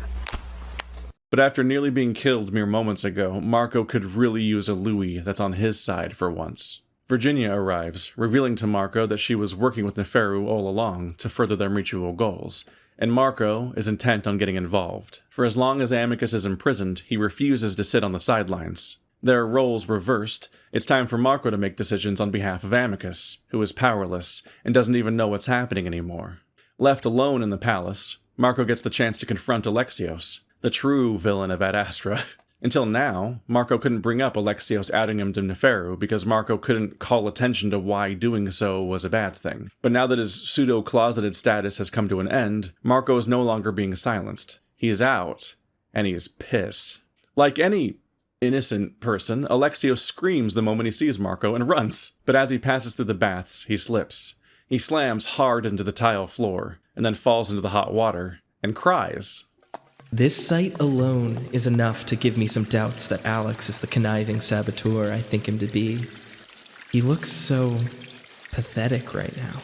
But that's his tactic. Alexios is gaslighting us, relying heavily on overstatement of harm in order to shift the conversation into a space where Marco is the bad guy. I think you broke my ribs. Marco, you're scaring me. Alexios definitely outed us to Neferu, probably told the Triumvirates what we heard despite knowing that the blame would land on us, and might have even been the one who told Kato that we were back from the dead. Marco is completely justified in confronting the cat, and nothing he has done has been out of line. This is all a manipulation tactic. It's also, unfortunately, a fairly common experience for queer folks. Adastra has leaned heavily on familial terms, parents, siblings, children. Half of the main characters are literally a family, and Marco, Alexios, and Neferu are all feeling a little bit adopted by now. Think about it. You're stuck in this one building for nearly the entire story, as one of only 7 main characters. We don't even really get to see what Marco's life was like before he got here, so this feels like it's his family, found or otherwise. The sham that was the third trial has doubled as Marco's thematic coming out, and now we're dealing with how every character reacts to this. For good or ill, each reaction mirrors different facets of the lived queer experience. Alexios treats Marco's coming out as if it was a bad thing that's happening not to Marco, but to himself. If you were especially hurt by Alexios' betrayal, it might be because you've experienced a version of this behavior, or through internalized homophobia, are afraid that being true to yourself will somehow harm your parents or other family. When people come out, they're often denied their own story. You're just confused. It's just a phase. You're just doing this for attention, or, why are you doing this to me? Queer kids in particular are regularly told that they're wrong to believe their own feelings. Alexios offers just enough of a counter-argument to give Marco pause, making him hesitate in his accusations. He continues to make a great show of how hurt he is. It's heartbreaking to watch as the theatrics take their toll on Marco, who only leaves the conversation less sure of himself. There was just always enough wiggle room for rhetoric, just enough plausible deniability to make Alexios' hands look clean. Remember that when Marco turned out to be alive, Alexios didn't react with joy or relief. Instead, our survival seemed inconvenient. At the risk of getting ahead of myself, the cat is absolutely not innocent. Alexios is actively taking action against Marco's best interests while pretending to be his friend. But today, it's Marco who apologizes. Kato returns from the hospital, his visor gone. We can now see his eyes, gray and blind, and a huge scar. Neferu hopes to catch something incriminating on tape, so he provokes Kato near a recording device. Kato slams Neferu against a pillar, choking him. If he truly is untouchable, Kato doesn't seem to care. Maybe it's because he's been newly reblinded, but it quickly becomes apparent that Kato still holds a grudge from the Chemian and Adastran War. Is this why he voted for Cassius? His homophobia is also made clear. The thing that really sets him off is when Neferu implies that he's coming on to him. While the jackal is collapsed on the floor, Kato kicks him in the balls so hard he lifts Neferu off the ground. That should put your whoring out of commission for a few days, no? Frankly, Kato seems like the kind of person who in real life would take a gay man's life and then abuse the queer panic defense to get off scot-free. When we do see Cassius on the throne, having gotten what he wanted, he seems unhappy with his victory. Maybe it's because this triumph, after all that work, was ultimately staged. Or perhaps it's because his brother might be executed for making first contact. He also seems to be little more than a puppet for Kato at this point. It's not exactly Iron Throne level symbolism, but he's sitting on a booster seat, emphasizing how out of place he is on the Adastran throne. We did get one hint that Cassius may not be as bad as he seems, but merely in over his head. When Marco hit him with the Nervo, Kato remarks that it had been set to stun. This is despite the fact that he had previously ordered Cassius to execute Marco. Cassius just wasn't willing to go that far, and that mercy came back around to him. Marco later finds Cassius hotboxing strange chemicals in order to commune with the parents, who have yet to speak with him despite him becoming emperor. He's having a bad trip, and when Marco tries to drag him out of there, he ends up breathing the drugs as well. In a shared vision of the monitor, the parents outright confirm that Cassius is not the emperor. At first he denies having experienced this with Marco, but later on, Marco hears him in the garden, sobbing in Alexios' arms. But am I a fraud? The parents, as it turns out, have known about Marco this entire time. In fact, they planned the whole thing. They set Amicus up to find Marco specifically. The good news is that this means that there was no crime committed, at least as far as the parents are concerned, although good luck getting Kato to honor that. The bad news? Well, Marco's abduction has been upgraded to the level of an existential crisis. What was previously thought to be hasty mistakes made by a lovable idiot can now be understood to be the calculated plans of anonymous, deity-like beings. I don't know about you, but that would stress me out. Being the chosen one, and realizing that your life is being controlled by some omnipotent being would actually really fucking suck. Why? The wolves could single-handedly undo the Galaxius, but you can change that. Marco is given a mission, to put Amicus in his rightful place on the throne. They're infuriatingly vague about what to actually do. Their only hint to Marco being to follow the cat. So he does. Neferu admits that he's actually been seeing Alexios sneak off to the island at night, so he and Marco tail him. Neferu approaches alone, and we watch as Alexios puts on a friendly face, and then tries to distract Neferu by seducing him. Oh, they've definitely slept with each other. No wonder Alex seems so nervous every time multiple people are around. He has a different tactic for manipulating each one of us, and those wires get crossed the moment a crowd forms. We've never seen him act like this because it's not part of the persona that he has for us. The moment he sees Marco, he begins playing the victim again. What are you two doing? I told you I know nothing, Marco. Why must you keep attacking me like this? He always paints a picture where he's never culpable, and Marco is always guilty. But in truth, he's been responsible for so much of the heartache up to this point. Alexios has been spying on the palace and reporting back to Amorpha, a discovery which Neferu leverages as blackmail to give them access to the royal archives.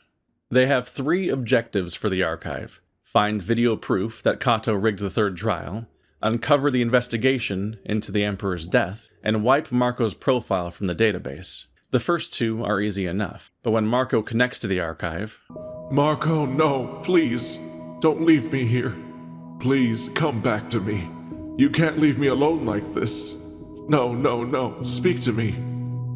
You can prevent this, but only if you submit yourself to the benevolent will of the parents. Will you? When I first played this part, I chose yes without hesitating. I don't trust the parents, and it's super suspicious for anyone to declare their own benevolence. But the thought of what might be happening to Marco, of putting Amicus through that, it's very potent blackmail. The parents only want what is best for all of us. Just follow their guidance. Keep your mind and heart open to them, and all will turn out as it should. It's tempting to give in to Amicus's optimism and faith.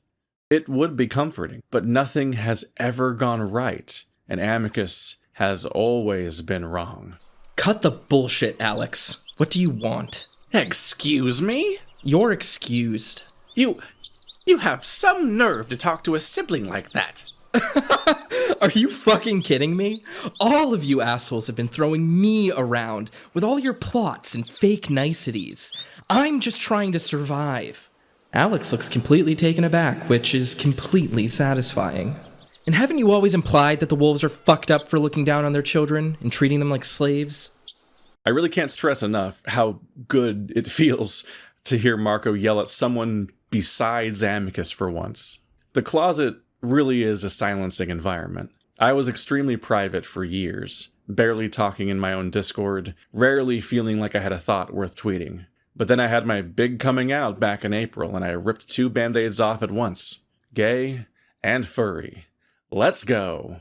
I've since been told by multiple people that my personality has gotten louder, that I seem happier, more open. I've also lost a lot of subscribers because YouTube never changes, but fuck 'em. 2022 has been a year of positive change for me, and I only wish that I had had the courage to do it sooner. That's part of why this scene is actually pretty cathartic. Marco has nothing left to hide. He's standing his ground, and he's demanding respect from Alex after all they've been through. He's also been speaking rather frankly with Cassius throughout their encounters, empowered by his newfound Chemian citizenship. Everyone's getting a chance to meet the Marco that only Amicus knew, and they can't force him to hide anymore. The closet can no longer silence Marco.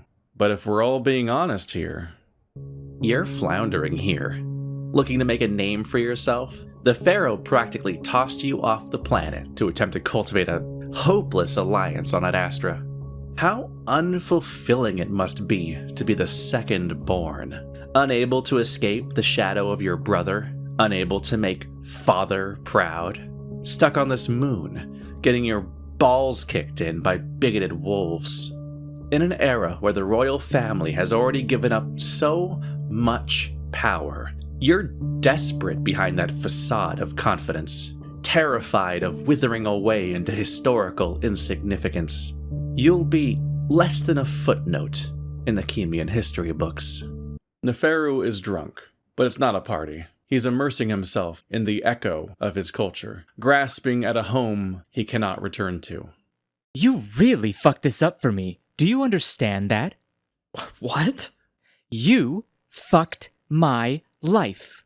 This is a horror scene. Having spent some time on furry Facebook, the Facebook for furries, I've seen a lot of guilt that the LGBTQ+ community carries everywhere they go. There's the Alexes in their lives that they know they should cut loose, but nonetheless have gotten under their skin. These cretins will make you feel like any bigotry you face is your own fault, like this was your choice. But then there's the friends and allies, people who listen to your venting, who are strong for you when you need them to be. You want to trust them when they say that you aren't a burden, but you know that they're dealing with their own shit and their own lives. At what point does taking on someone else's problems become too much? Alexios got under Neferu's skin because he was partially right. Neferu has stranded himself on a bigoted planet that might never regain the stretch drive ever again. The parents won't restore the drive until Amicus is emperor, and Marco's outing has snatched defeat from the jaws of victory. Once again, this all goes back to Marco's queer coding, and Neferu, the man that didn't judge him for it, has nonetheless been caught in the crossfire. To be clear though, Drunk Neferu is wrong. The whole point of that unwieldy acronym is that queer identities are in this together. You and the Nabu form a symbiont circle. What happens to one of you will affect the other. You must understand this. It's bigotry, systemic oppression, and the abuse of power that cause the problems we face. Some find it natural to turn on each other when pressure is applied, to cut off the limb that is currently closest to the fire, but that is only doing the bigot's work for them. I'm so sorry. I don't know what I'm doing. Neferu has been there for Marco when he needed it the most, and Marco will be there for Neferu.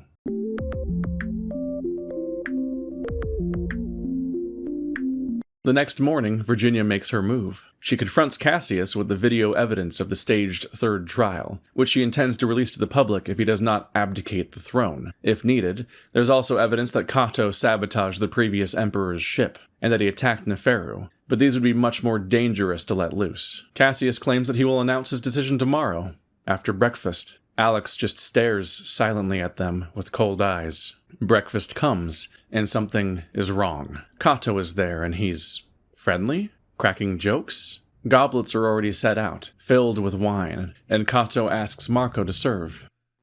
Fear not. These are the events that shall follow. Keep your mind and heart open, great ape.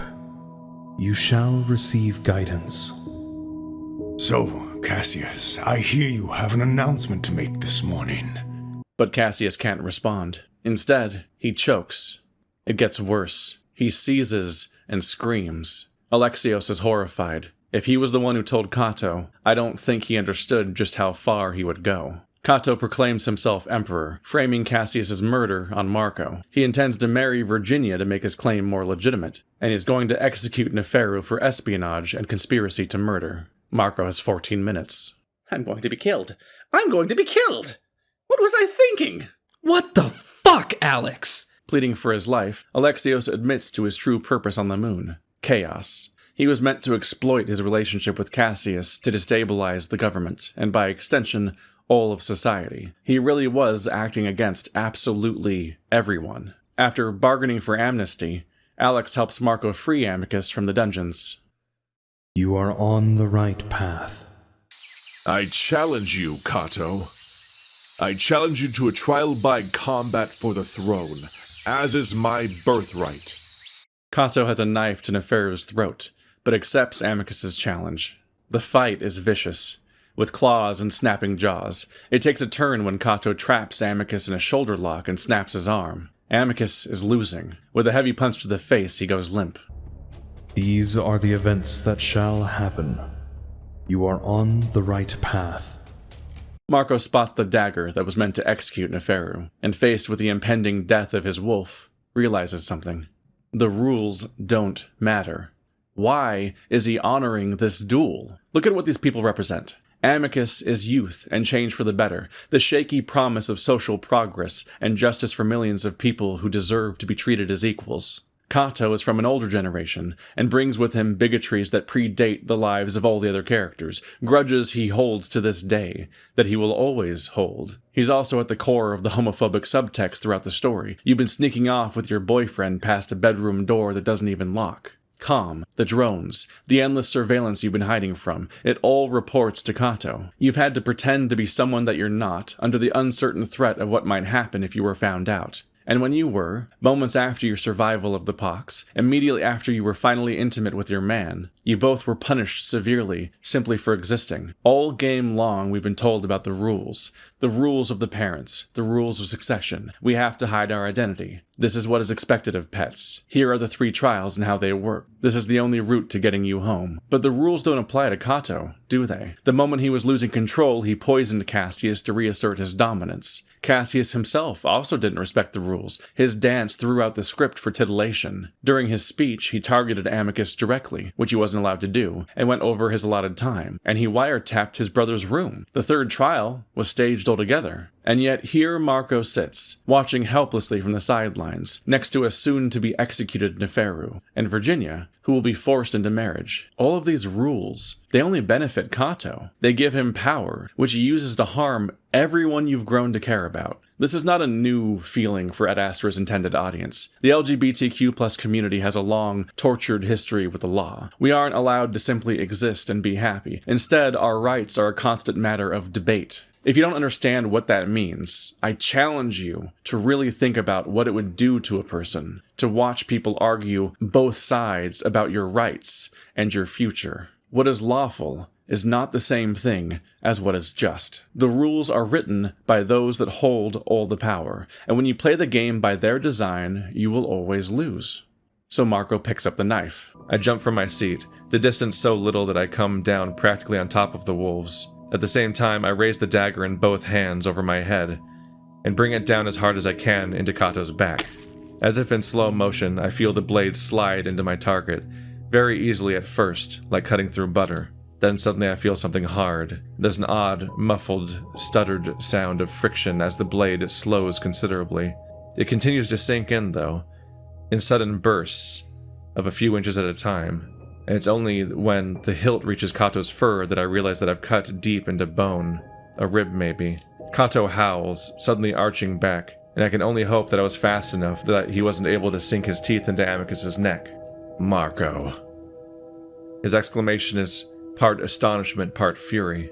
His other paw finds the dagger, even though I try to hold on to it. He slides it out of my hands with ease, even though he's holding onto the blade end. I start to back away, trying to look down at Amicus to see what's happening at him, but that's when Cato swings at me again. I feel air tickle at my neck and chin, and for a moment I think I've dodged his swing. But then I see that he's holding out the blade, out to his right after having swung it at me. Something's wrong. Something's very wrong. I look down to see a sudden spurt of blood, splattering the stones below me. Then another splurt. Then another. I step back again and gasp, and when I do, it feels like the air comes in from 2 places at once. I cough as something liquid goes down my throat the wrong way. Again, I gasp, and this time I hear the bubbling sound from my throat, and I finally understand what's happened as I raise my hands to my neck, stumbling and then falling. I expect to slam back against the stone seats, but instead it's against something furry and warm. I look up and see Neferu sitting over me as he's moved to catch me with his lap. He's staring at me with a look of horror on his face. Marco. He looks up. Amicus, wake up and help him. The wolf draws closer, practically crawling now, leaving heavy splatters of blood across the ground. He weakly raises the dagger, and I feel Neferu tense behind me, probably getting ready to roll out of the way, but then something wraps around Kato's neck. With a gargled choke, Kato is pulled back by Amicus before being body slammed into the ground. Then Amicus is on the old wolf, muzzle against his neck, tearing it apart. I raise my hands to my neck, still feeling that strange, cold feeling reaching deep into my throat, like everything's open and exposed to the air. I try to talk, to tell Neferu that I need help, but only a raspy, bubbling hiss comes out of my neck. I look up, seeing Neferu looking down at me, his expression again one of disbelief. I suppose it would be pretty shocking to see your friend with his neck open dying in your lap. Am I dying? The edges of my vision start to go blurry and black, and Neferu's face starts to fade away. Oh my goodness. Ugh. It's really impressive how elaborate of a scene was described without being able to see it in action, but like it was described so well I could visualize it in terms of like where everyone was and what they were doing with their bodies. It's not over. I know it's not. I'm trying to buy myself time. Then suddenly there's a big shift, and I wake back up. This time finding Amicus looking down at me. Oh no. It's not good. This is so fucked. Do you want me to read this part? Fuck. An overwhelming sense of relief comes over me. I do get to see my wolf after all. I stare up at him, even as he stares at me, with a look of complete and utter devastation. It's really hard to commit. And you knew this was gonna happen. Yeah, I know. Why'd you do this to both of us? No, please. Get Felix, Virginia. Tell Alex to get Felix. His tears start to fall on my face, and I reach up, trying to brush them away like he's done for me so many times. He catches my hand before I can, though, pressing it back to my neck. You'll be fine. You're going to be fine. It's not bad. It's not bad. I actually chuckle a little at that because it's very bad. I can tell without even being able to see it. I see the edges of my vision blurring again, and my eyes seem to try to roll upward on their own. But Amicus gives me a little shake, and that brings me back for a moment. Hey, stay here, okay? You'll stay with me, yeah? I nod deliriously, the overwhelming feeling of calm and warmth, keeping me happy and full of love. Even though I know even though I know what's happening, what's about I literally can't say the words. Even though I know what's happening, what's about to happen to me, I'm here. I try to speak, but I only send more bubbling blood out of my neck. No, you don't need to talk. I have you. How unfair. My last moments, and I can't even tell my... Well, my voice is completely caught. It's so gone. My last moments, and I can't even tell my wolf that I love him. I reach up with my free hand, setting it gently against Amicus's face. I caress his cheek softly, knowingly, and he holds it against his face with his own free paw. He shakes his head at me. Stop that. You're gonna be fine. Felix will heal you. We'll rest in my room. I'll take you to the island. I'll take you to the city. We'll be happy. We'll grow old together. Honestly, seeing you cry makes me more sad. Like you crying is upsetting me. Haps fucked people up by drawing this frame. This is a really fucked up scene. The tears start spilling over again, and I just try to keep the smile on my face to show Amicus that I'm okay, that I'm happy, that this is all okay. And though his grief is hard to look at, there's nothing I'd rather be seeing in the end. My wolf's face, framed by the pinkish reds of the sunset. And then, as my eyes start rolling back again, I can't stop them. no matter how hard Amicus shakes me. Marco, no, please. Don't leave me here. Please come back to me. You can't leave me alone like this. I'm here. No, speak to me. I'm staying with you. I drift through the blackness, feeling a sense of peace like I've never known before. We know that you are confused. We told you that this could be prevented. Birds fall from the window ledge above mine. Then they flap their wings the last second. But unless I get up, walk across the room, and peer down below, I don't see their last-second curves toward a horizontal flight. All these birds just falling from the ledge like stones. Now, due to a construct in my mind that makes their falling and their flight symbolic of my entire existence, it becomes important to me to get up and see their last-second curves towards flight. This scene made me cry harder than any piece of media has ever managed to before. Hell, that recording, that was my second time through the story, and it still hit me that hard. It was for a Let's Play. I knew I had an audience, one I had never cried in front of, but I still couldn't keep it together. And judging by the comments, the Discord, the fan art, and even how people will vaguely allude to this game on Twitter, I am not alone.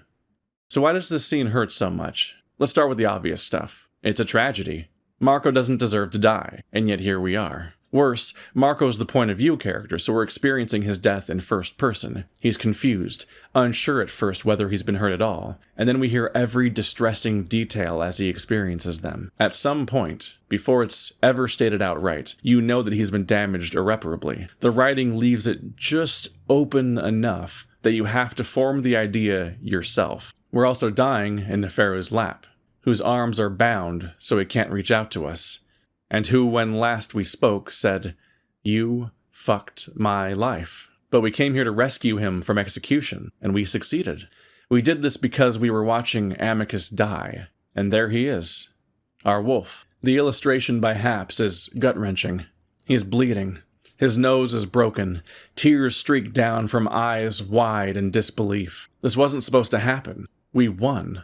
It's a horrible sight, and yet Marco's final thoughts are of relief, because Amicus is alive, and he got to see him again. We've seen hundreds of tragic deaths in fiction, lovers especially. The stoic hero lets out one big yell to express his manly emotion over the poor woman he couldn't save. Or on the other side, the damsel lets out sweet, solemn tears while stroking the hair of her dying savior. There's nothing stoic or romantic about this scene. Amicus is reduced to a child, ugly crying, as he begs time to turn back. The wolf that had spent this entire story engaging in magical thinking, as if optimism alone could change the world, is losing everything. And yet he keeps going. He tells us that we're going to be fine, that the wound isn't bad. We don't believe him. We can't.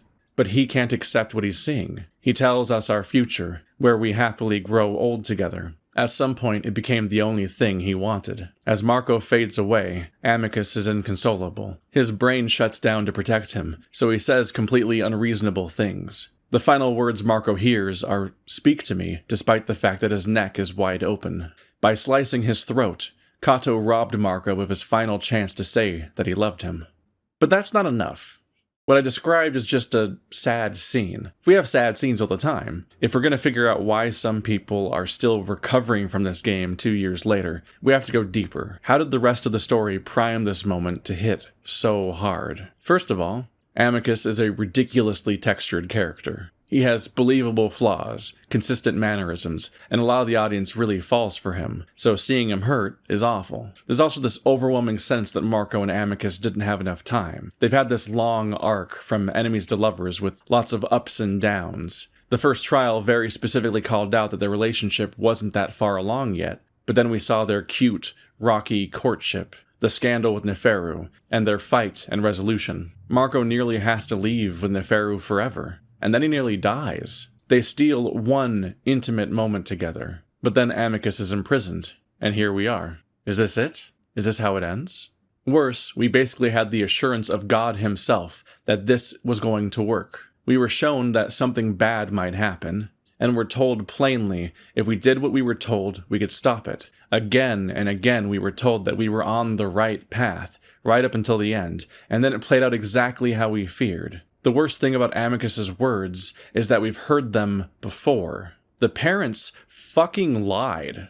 But there's more.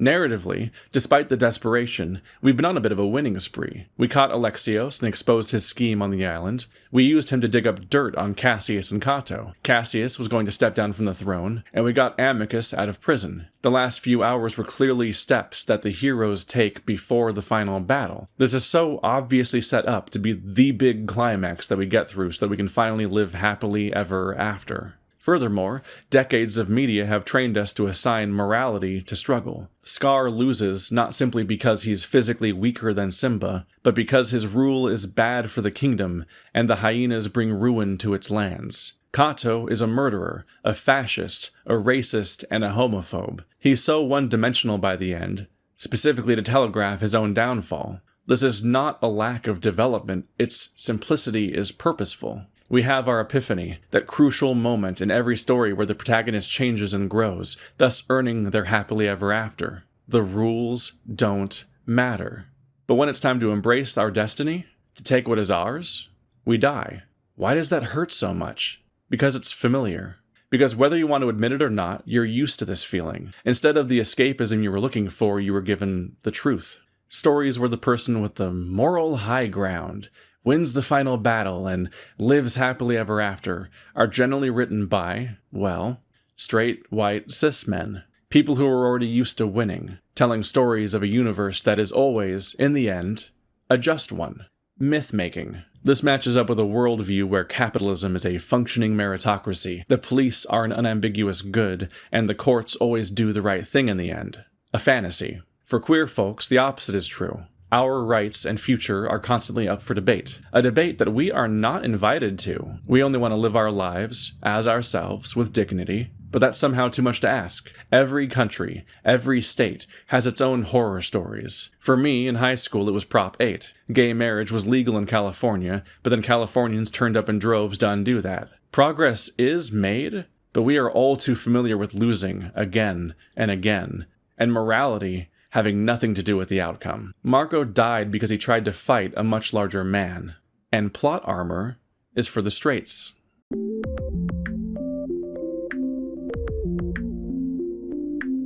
I didn't include that cake song for no reason. I was the guy running to the window for closure. When I first played Adastra, I was in the middle of an extended bout of insomnia. My job requires a sort of live performance, so when I can't sleep, I can't work. After seeing enough evocative fan art, I downloaded Adastra to pass the time, thinking, well, no one has to know, right? That night, I probably got through the first island chapter. I was hooked, but I didn't know what I was in for, not by a long shot. On my second day came the trials, Avia Pox, Neferu's execution, and Marco's death. Being a poor, sleep-deprived puddle, I think I started crying around the time Amicus was imprisoned, and I just kept reading. I couldn't stop. I needed some kind of catharsis, anything good to end on, and it kept getting worse. During the fight with Cato, there were times where I couldn't read because I was such a wreck. It was 4 a.m. when Amicus picked up Marco's limp body and said no. He refused to accept this reality, and he was ready to face his god in order to change it. Amicus confronts the parents directly, and when he returns to Adastra, he brings Marco back with him. This face, right here, where Amicus looks so happy, so relieved, and utterly exhausted, it might as well have been a mirror. I didn't dare click again, giving Howley a chance to ruin it. I went straight to bed, and held Amicus and Marco in limbo for the next day, together. I woke up late the next morning with zero plans to do anything in particular, but that day would become one of the most important in my life. I opened a group chat with 3 of my friends in Discord, and just came out to them, then and there. I didn't think it through, but I also didn't hesitate. I just hit enter and then stared, dumbfounded at what I had just done. Wait, does my coming out have a typo? Stephanie walked in at that exact moment to invite me on a day trip, so I asked her to just read my screen. As she did, it really hit me, and I started crying. Eventually, I just sort of numbly accepted the invitation and got into the shower. I have no idea how long I was in there, just standing, shocked, with a 1,000-yard stare. I don't remember much that day. I remember crying to the song In the Flame from the Pyre soundtrack because it's a beautiful song about 3 people united, and I was in a car with 2 people who knew I was gay. All are not the same, but 3 shall be as one. Freedom in flame, the end has just begun. Strands may break alone, but twisted make a braid. Together on their own, the journey shall be made. And I remember checking Twitter in the evening to see a newly out trans YouTuber was losing subscribers, making me wonder how my audience was going to react. One way or another, at the age of 31, I was out. That's it. My life is forever split into before January 31st, 2022, and after. I then came out to my audience on my birthday at the end of a video essay about Beastars, which is normal and healthy. I've had a lot of time since then to try and rationalize my behavior that morning. Nothing unique was happening in my life at that time, but there was Beastars and Adastra. In the English volumes of Beastars that were coming out at the time, Legoshi was spontaneously coming out to people. He does it multiple times, just out of nowhere, startling the other person, and then just moving on with his life. The more he said it, the easier it got. And then I had that all-day crying session with Adastra. If there's one thing that Adastra hammers home, it's that it's never the right time. Things never line up for Marco and Amicus. Something is always wrong. That's just how life is. The big takeaway for me was that if you're waiting for the perfect time to come out, you will die in the closet. There will always be a reason to stay hidden, but being in the closet is a choice you make every single day. And one day, you stop hitting snooze, and you make the other, permanent choice.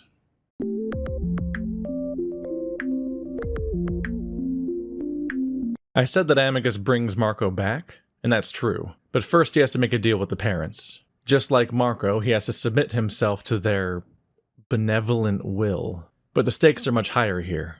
Marco is, ultimately, just some dude. But Amicus? He just became emperor. Submitting himself to the parents and taking on their mission means deciding the fate of all wolves. And he does it. As he recovers, Marco sees his own death being dramatized by actors on TV. It's traumatic. Not only because of what happened, but because the wolves are already warping his story into something that's more narratively satisfying, just like they did with Drusus and Mira. It's also part of a running theme where Marco is only ever experienced by the population through broadcasting.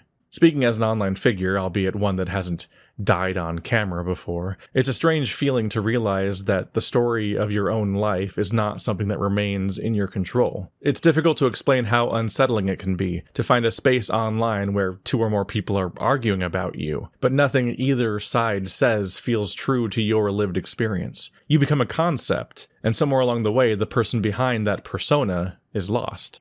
But it's fine, right? Marco and Amicus can finally ride off into the sunset and have their happily ever after. Wrong. Kato may be dead, but we're only like 3/4 of the way through the game at this point.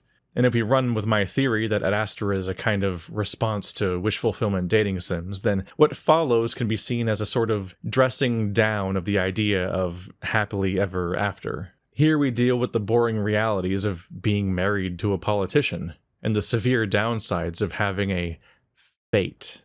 There's also the sequel, Chemia, and the midquel, Interia, which both take place after Kato's death, and unless they're terribly boring, it's safe to assume that they introduce yet more conflict and strife into their lives.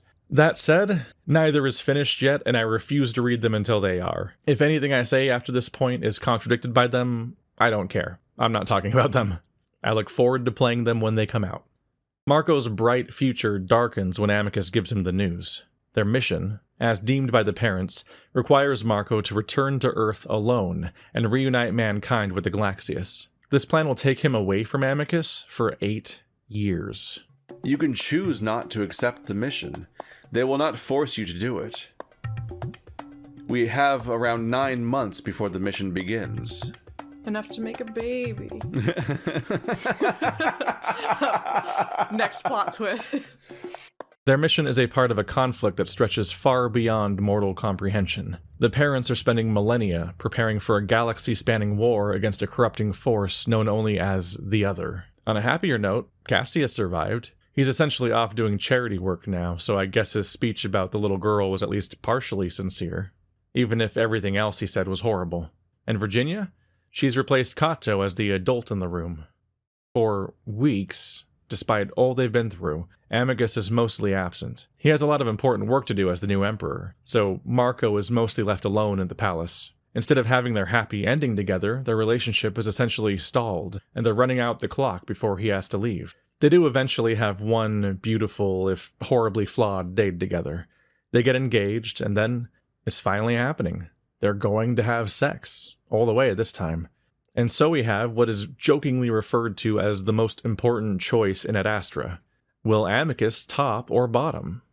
Normally this kind of choice is pure wish fulfillment, though I won't say it isn't also that.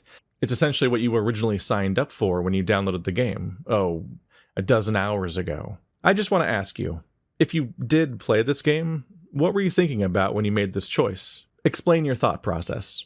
Go ahead, pause the video and sound off. 3, 2, 1.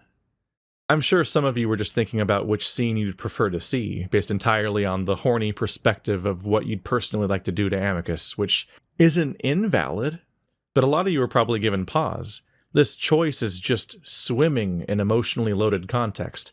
Amicus has a clear preference for topping, but he's also afraid of hurting you, so he's willing to let you in. It's very sweet, because this means he values being intimate and closer with you more than he does getting his way. The more important thing is that he simply has this overwhelming need to show you how much he loves you. But there's more. We know that this society specifically stigmatizes what he's proposing, so he's willing to compromise his masculine self-image, risk his reputation as emperor, and power through a mountain of cultural stigma in order to be with you. And on top of this, Amicus also confessed a long time ago that he was once caught doing this with another wolf. We were even given a vision of this while Marco's nervous system was being repaired. We saw 2 inexperienced lovers awkwardly kissing on the balcony, followed by a much younger Amicus sobbing into his paws. We felt what he felt, an overwhelming shame and a sense that he had let everyone down. They had been recorded, and Amicus was publicly defamed by his father's political enemies.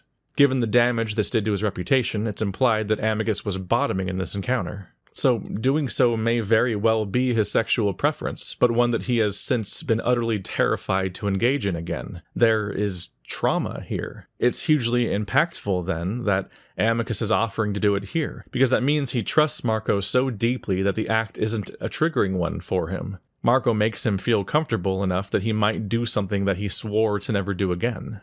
Apply the lubrication.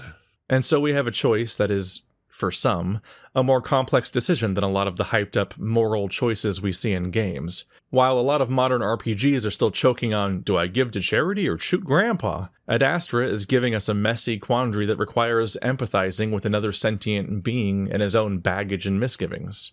Do you take the easy path and follow his stated preference while enjoying the knowledge that he was brave enough to offer an alternative, or do you embrace this new side of him that he's showing you, explore that trust, and see him grow as a person? And hey, how do these two preferences intersect with your own? Because he's not the only part of this relationship. I know I'm probably going too deep on this one moment, but if you download a game for smut and by the end it has you considering the feelings of a person that doesn't even exist, that is a triumph. If you engaged with a product entirely for self-gratification, but then when the time finally arrived, you gave that up, that's art. It seems that you've become aroused, young ape.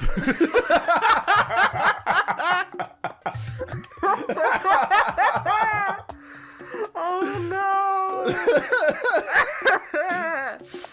I'm gonna say it to someone one day, and it'll go either one or two ways. Just gonna test that tonight.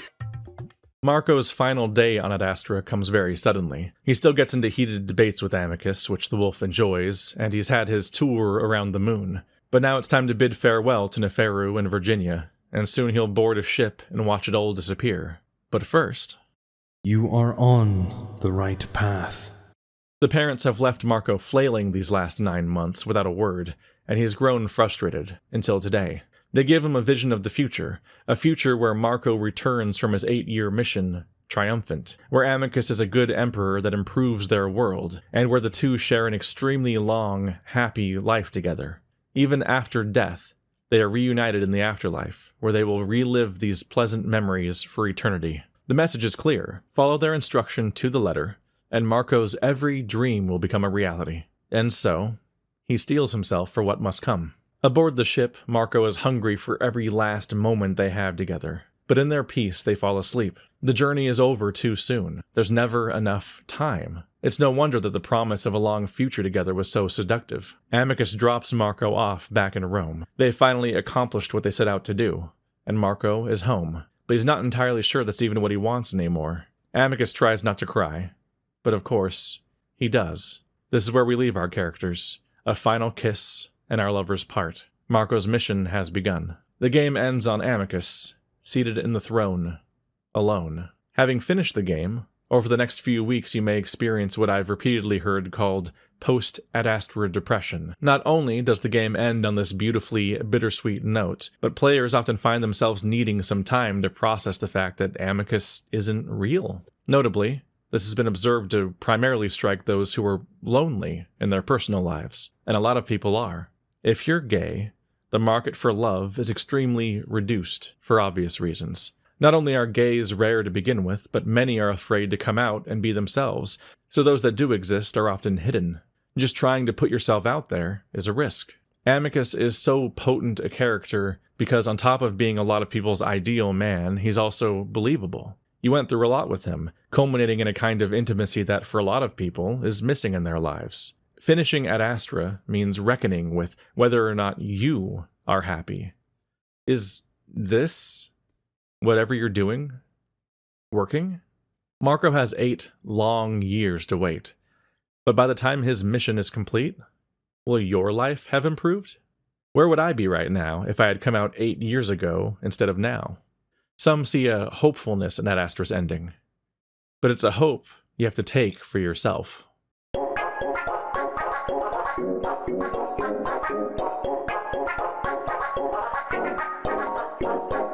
Now that we've wrapped up the story and everyone's motivations are out in the open, let's have some fun looking at the character designs and how they complement their roles. Cassius is really interesting. Just like with Louis in Beastars, I like to look at the designs of characters who are deeply insecure, because the ways in which they compensate are usually baked into their design. We immediately know that he's going to be very different from Amicus. He's short, slender, and has almost exclusively severe expressions. This is the most he can smile. Seriously. Notably, he's also got white fur and red eyes, traits that he shares with none of the other wolves.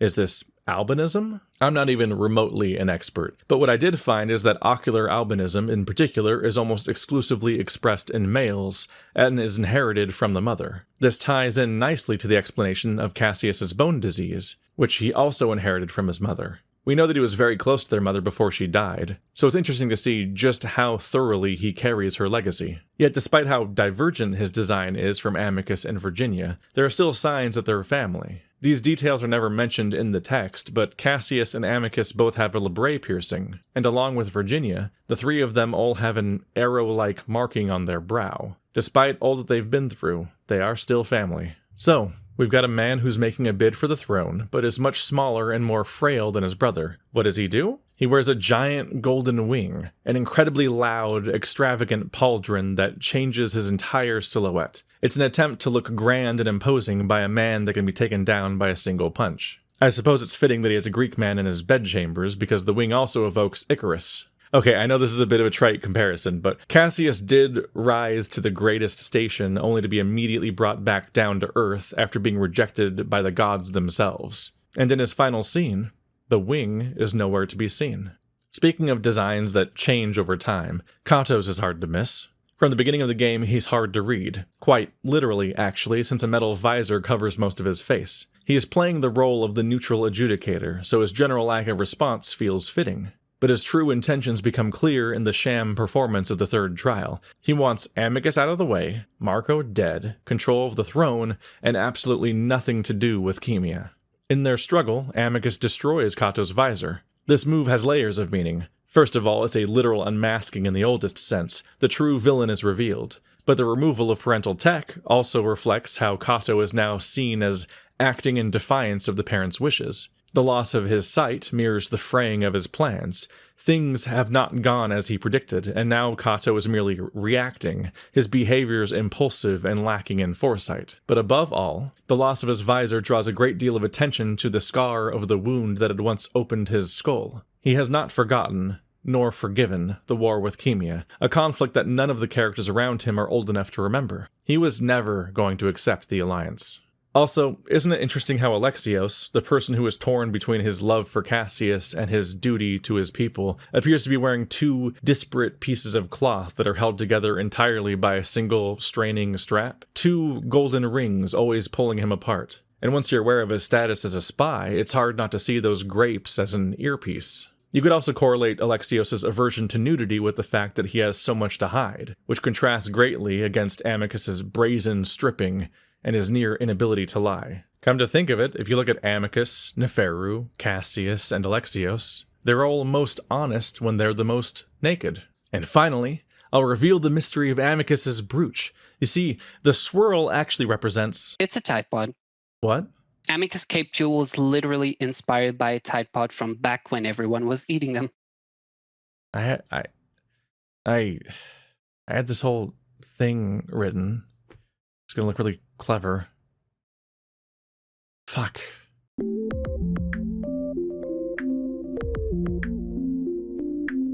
Anyway, welcome to this essay's New Game Plus mode. I'm sorry, but I just can't leave the ending with that tidy, bittersweet bow. I was there too, once upon a time. After all we went through, I just wanted them to be together, so I was willing to accept an ending that even gestured at the idea of a happy outcome. But that only lasted a few days. Adastra sticks with you. It's a lot to chew on, and if you're like me, it sours. Not the quality of the game, but the outlook with which many come away from its conclusion. To be clear, at this point, I think that the story of Adastra is horrific. So, let's get into that. And maybe I'll ruin Amicus a bit along the way.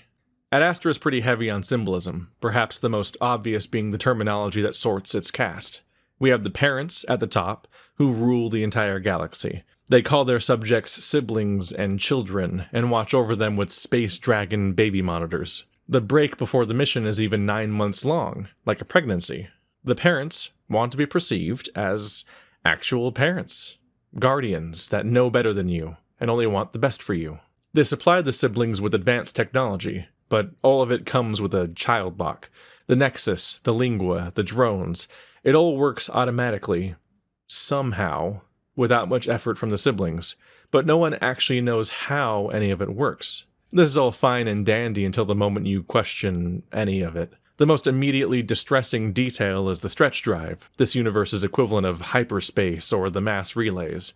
It's how the siblings are able to reasonably travel anywhere outside of their own solar system. But just like in Mass Effect, this technology is not given altruistically.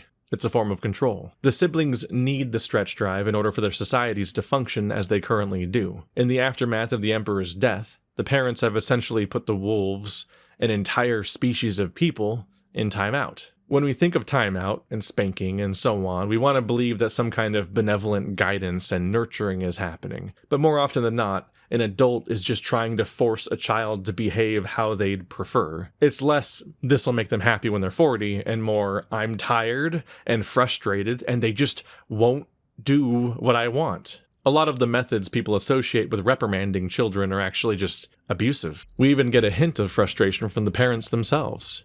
Nothing goes to plan with the wolves. It must be done.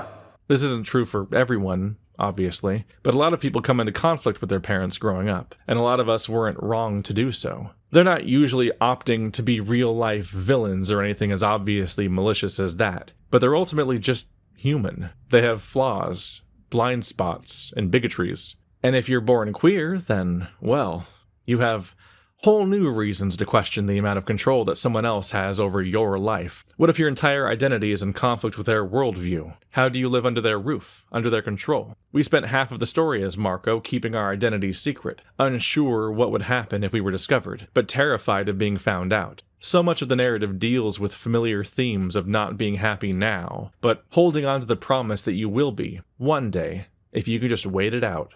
But for now, submit to the benevolent will of the parents. After all, they only want what's best for the Galaxius. You know what? Fuck that.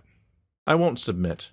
The parents blackmailed us with a vision of our own death, of Amicus suffering, and then shoved a document in front of us to sign while we were still in a panic over it. And then it happened anyway. We don't owe the parents shit. So, let's go and load an old save. Reject the parents. Seize our own destiny. Everything plays out exactly the same. But when Marco is floating in the void, the parents toss him aside. Marco dies permanently, and the game just ends. Imagine going through that whole gut-wrenching scene, only to be tossed out to the title screen.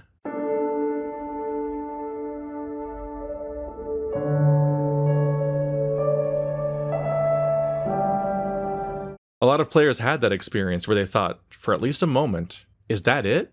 Is that actually how it ends? In the end, submit or die isn't much of a choice, is it? Some of you may have thought that after all that heartache, being resurrected was too easy, a cop-out for the story. But it's not a quick fix. It has consequences that permanently alter the context of the narrative. We are simultaneously made aware of two horrible things: how powerful the parents are, and what they're willing to do to get what they want. The parents subliminally guided Amicus to Marco. They're the ones that are ultimately behind the kidnapping. They're responsible for everything that has happened to you, including 2 painful deaths. Note how they deflected Marco's blow when he attacked Amicus on the ship. Was it really beyond their power to stop Kato from doing the same? No. Marco is a tool, a narrative one, the parents' narrative. You want to know why we have so few choices in this story? Because we exist to be fridged. We are the damsel, the tragic death that gives the protagonist his motivation. We are a mirror of Mira, who is likewise used and tossed aside in order to manipulate Drusus. She played her role in the parents' narrative, and then after her death, the wolves rewrote her story into something that they found more satisfying. Crucially, neither party actually cared about the woman at the core of the legend. She's an object, like Marco.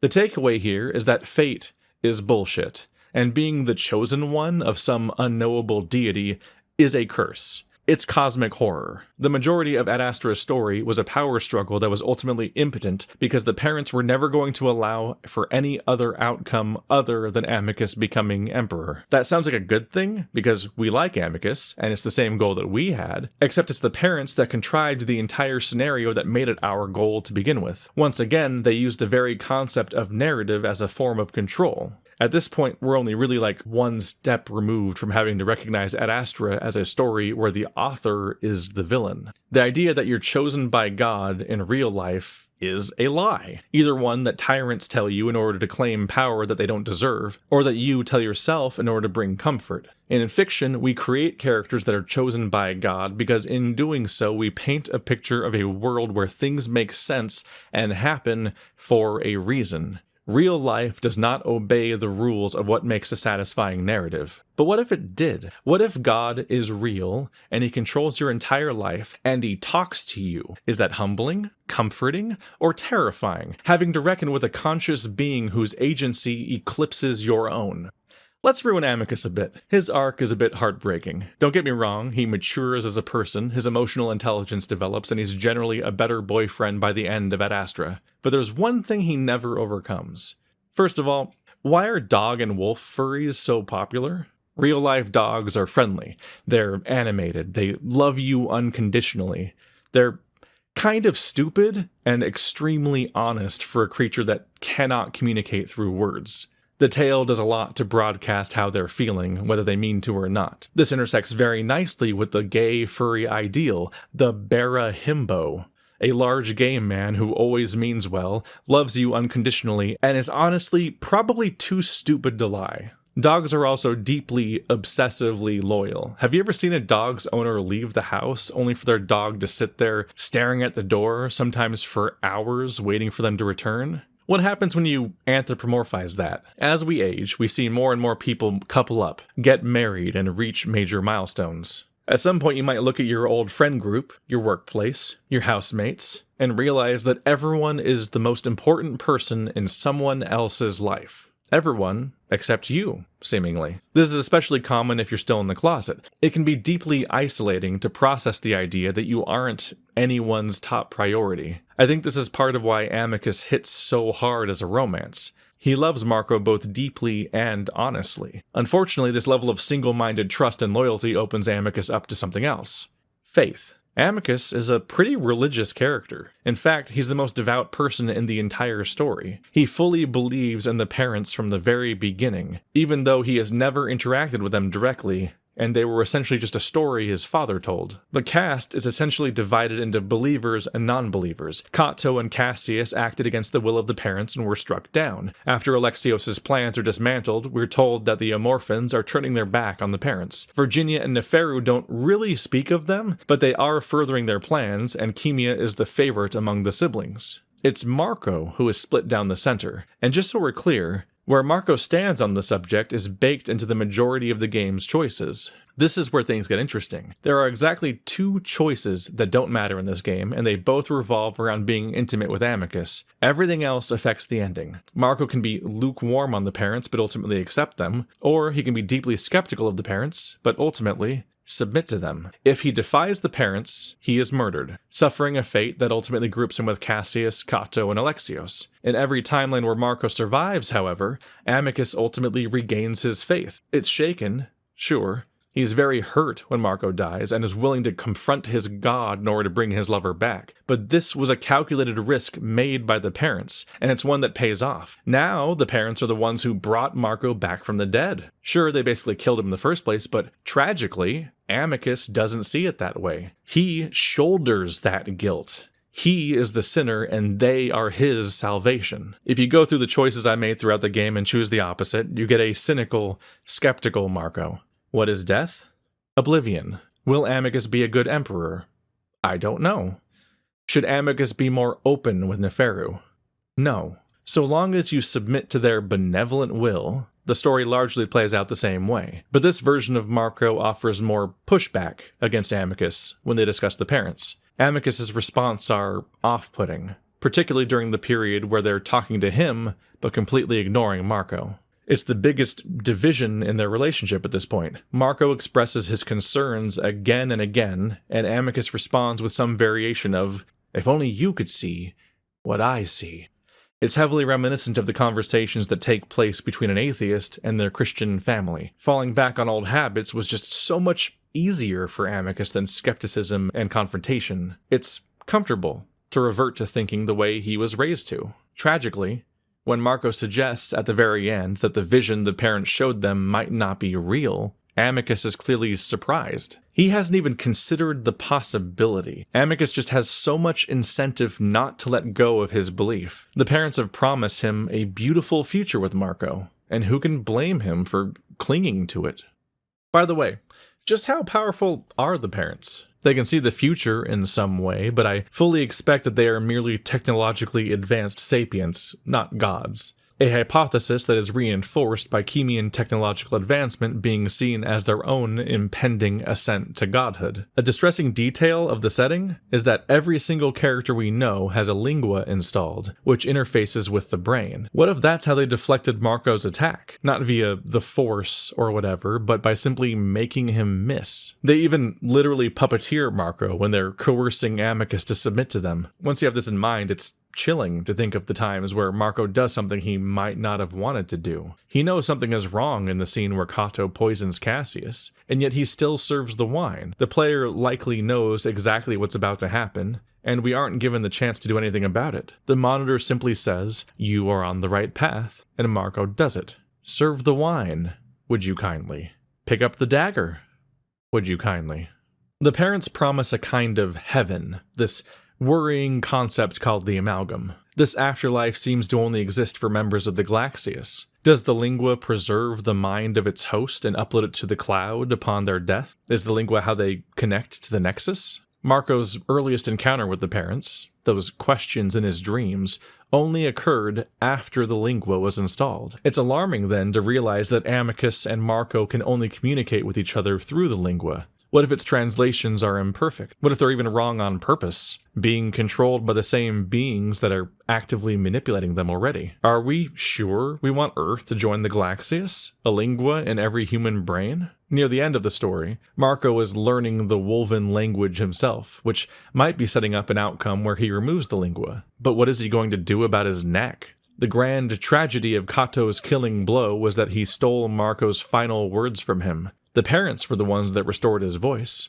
But did they really? I'm just saying, it seems rather convenient for them that the spokesperson meant to unite humanity now has artificial vocal cords that they created and can likely control. Speaking of humanity, it worries me what they'd be willing to do in order to achieve their ends. So much of Adastra's story, every tragedy and major event turns out to be a part of someone's plan. The Emperor was killed by Cato, the Triumvirates were warned by Alexios, and so on. There's just one massive exception, Avia Pox.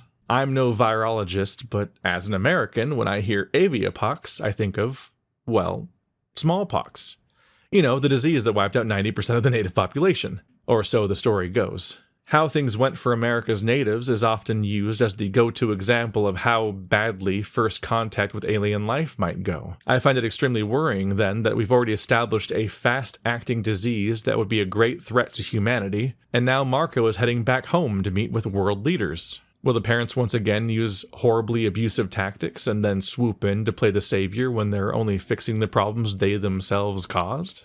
Speaking of which, the other. Does it even exist? The parents, who lie to and manipulate us, are the only source we have on the subject. Marco is seemingly confronted by the other in his sleep, but could this just be a performance? Is the other a galaxy-spanning threat, or just a convenient story that the parents use to gain power? And if it does exist, are we truly going to face it as a united force? Or are the siblings and children doomed to be a tactical sacrifice so that the parents can survive? Look, if you're fighting a bear and the only way for you to survive is to sick your dog on it and run, you'll do it.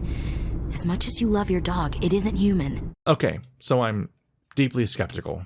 Something very different happens with a skeptical Marco, though. When the parents approach him on his last day on Adastra, this version of Marco drifts away. He never sees the happy vision of the future, but is instead drawn to Mira, whose consciousness seemingly persists outside the amalgam. Subtext becomes text as she refers to Marco as her replacement. She asks whether Marco knows what really happened to her. But when he answers, she does not clarify whether he is correct. She asks what it means to be alive, quickly answering her own question before Marco can say anything. Agency. The ability to make your own decisions. Consider that the parents claim to hold life above all else in the universe. With that in mind, does the concept of what it means to be alive merge with the goals of the parents? Does it merge with what they are doing to you? Now I see where she's going with this. I don't have a choice. No, you do not. Now they attempt to right this fallacy by re-establishing choice, by telling you that you do not have to follow their guidance. But in my experience, the alternative was a scenario which threatened my very life, a sapient life which they claim to hold dear. I think of Amicus's choice, a choice which wasn't really a choice at all for the wolf. How can they proclaim themselves benevolent if they threaten the life of the individuals they manipulate? How is that even possible when they use our very lives to manipulate the ones we love? I grimace. It's almost like the tiger is reading my mind. Is she actually, though? Reading your mind, I mean. Mira reveals herself to be a manifestation of the other and threatens Marco.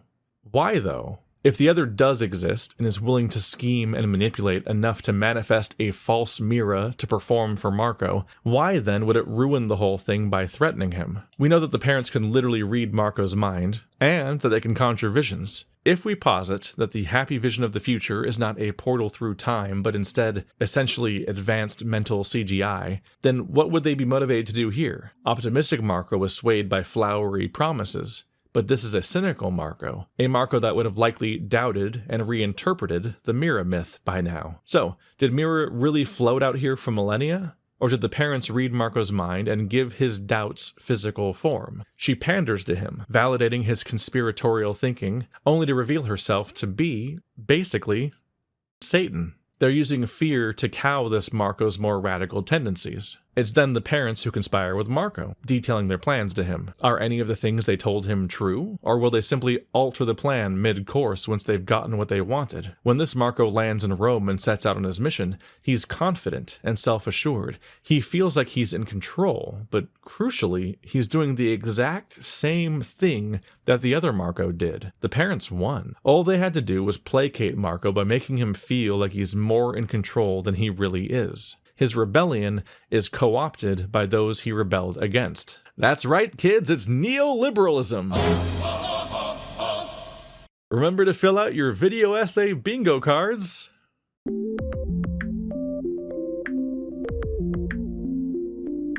So our star-crossed lovers are but disposable pawns in a game taking place on a cosmic scale, to be tossed aside the moment they outlive their usefulness. Not to diminish the act of protest, but this often feels like the inevitable queer experience, this lack of agency. Problems just seem so vast and unfixable, and you're like, I don't know, man, I was just born this way. Why do I have to change the world? But now that I've spent all this time painting this hopeless picture of the ending of Adastra, I'd like to turn around and make the case for hope anyway. A little life update.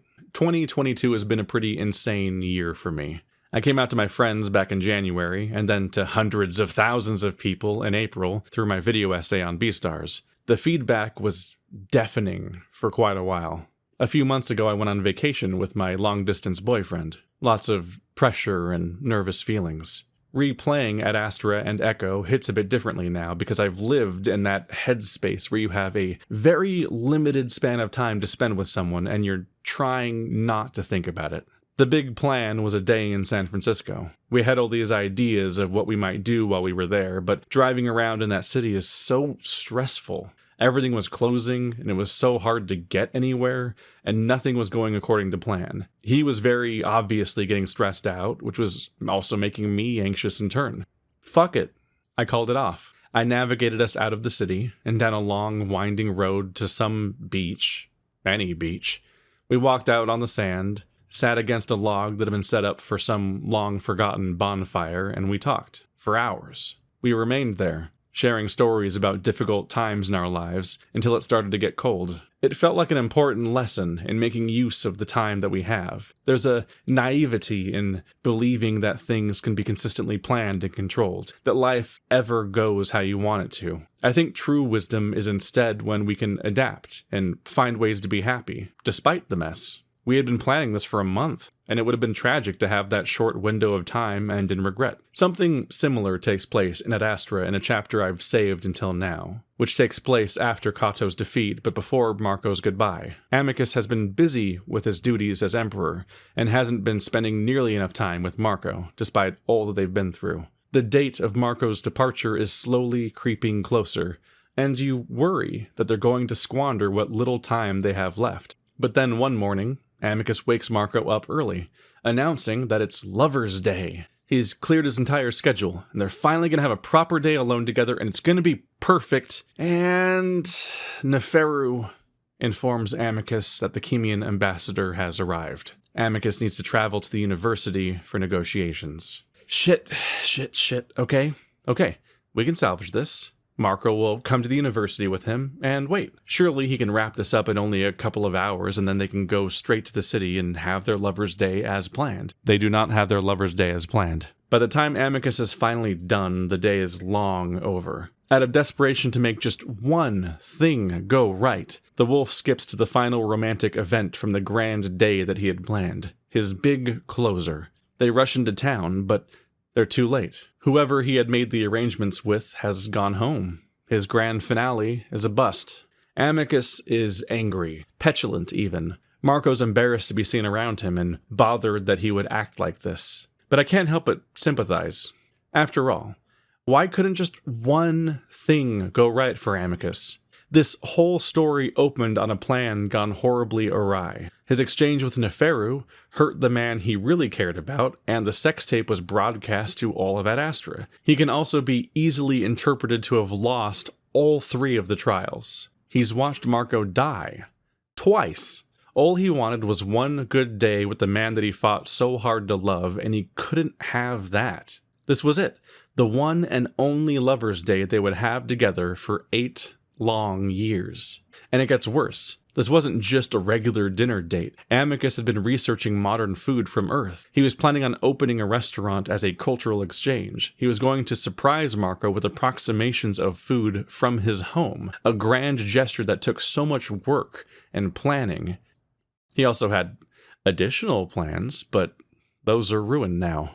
Amicus gives up, moody and sulking, and they walk home, arguing along the way.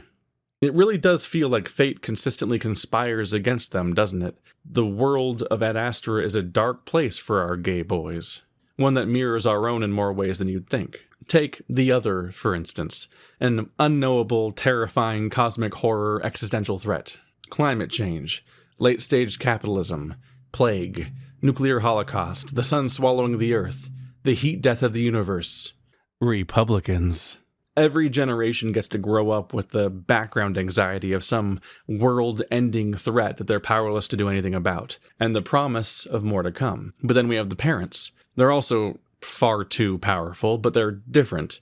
They're more accessible, a bit more comprehensible. Even if their motives can't be trusted to be what they say they are, you at least get the feeling that they'd be understandably human.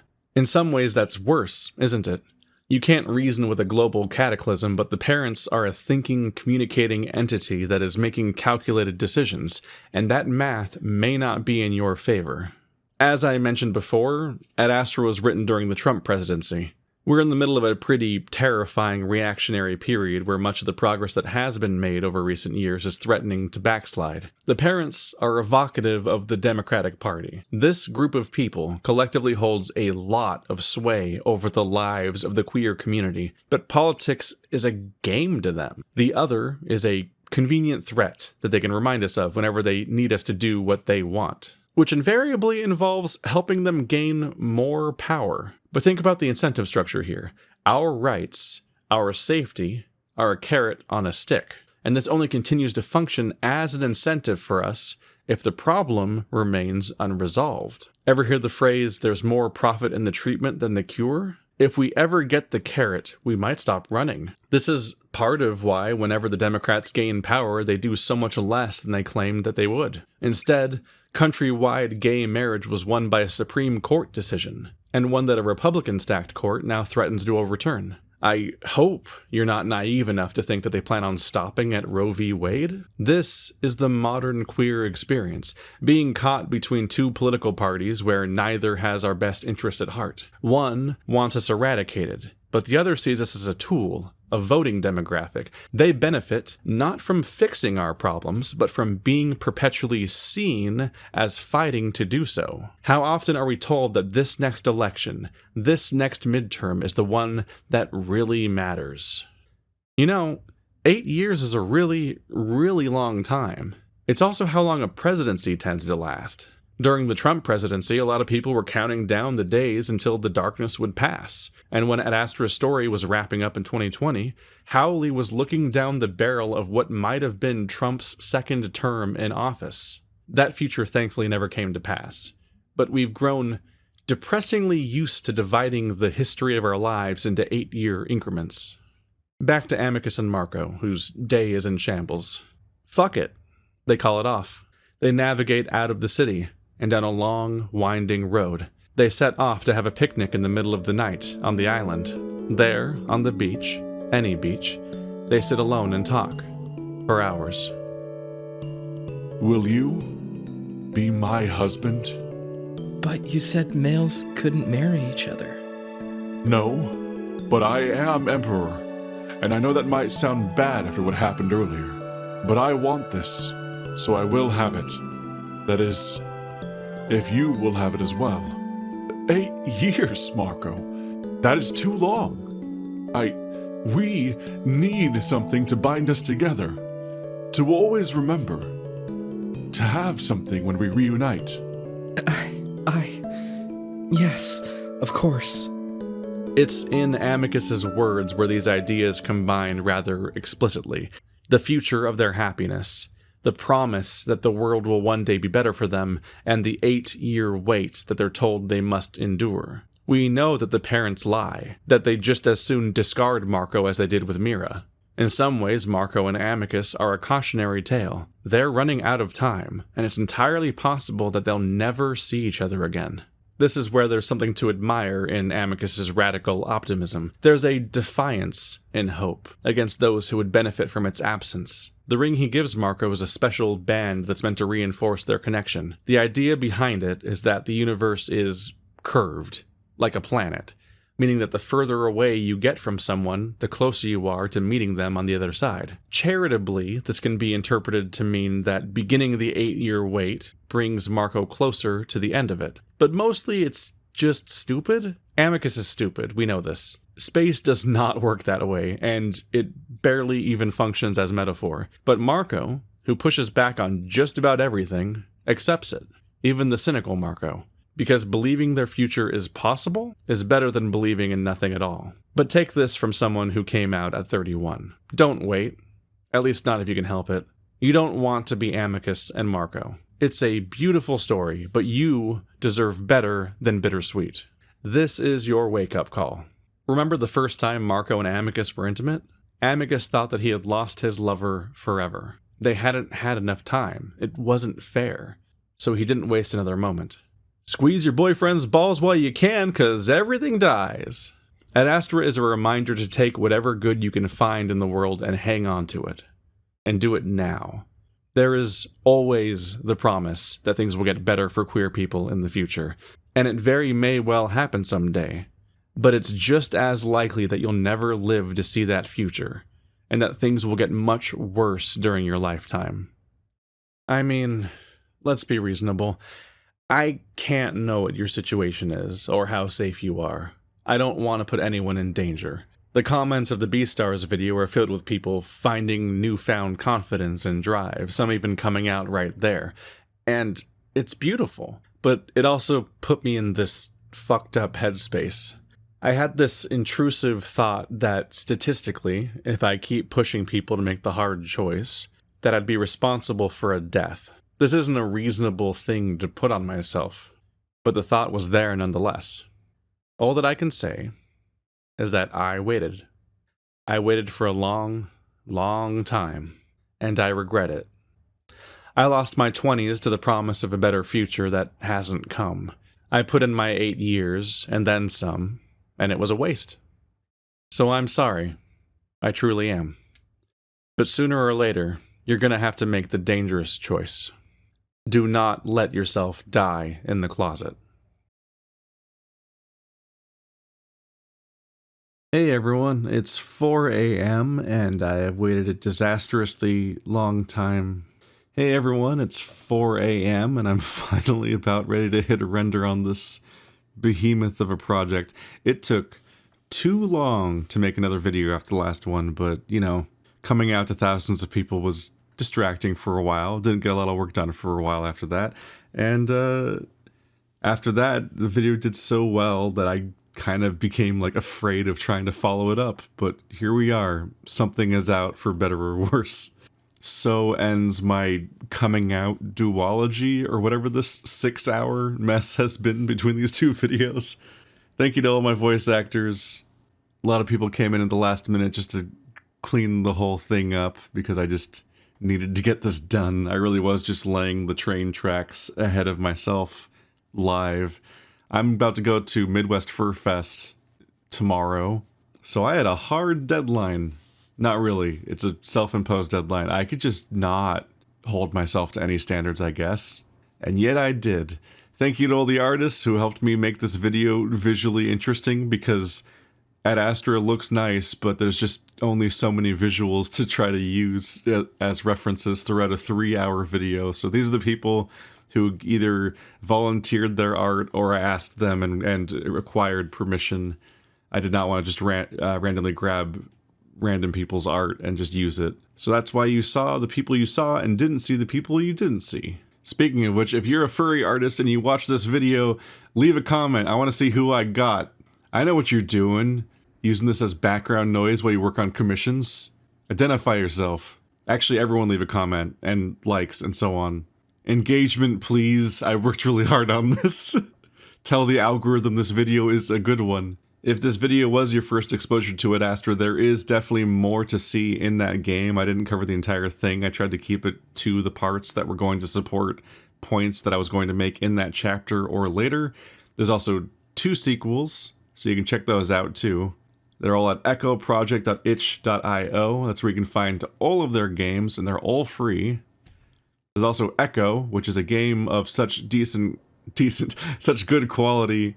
There's also Echo, which is such a great game that several people will be mad at the suggestion in the title that Adastra is the best one.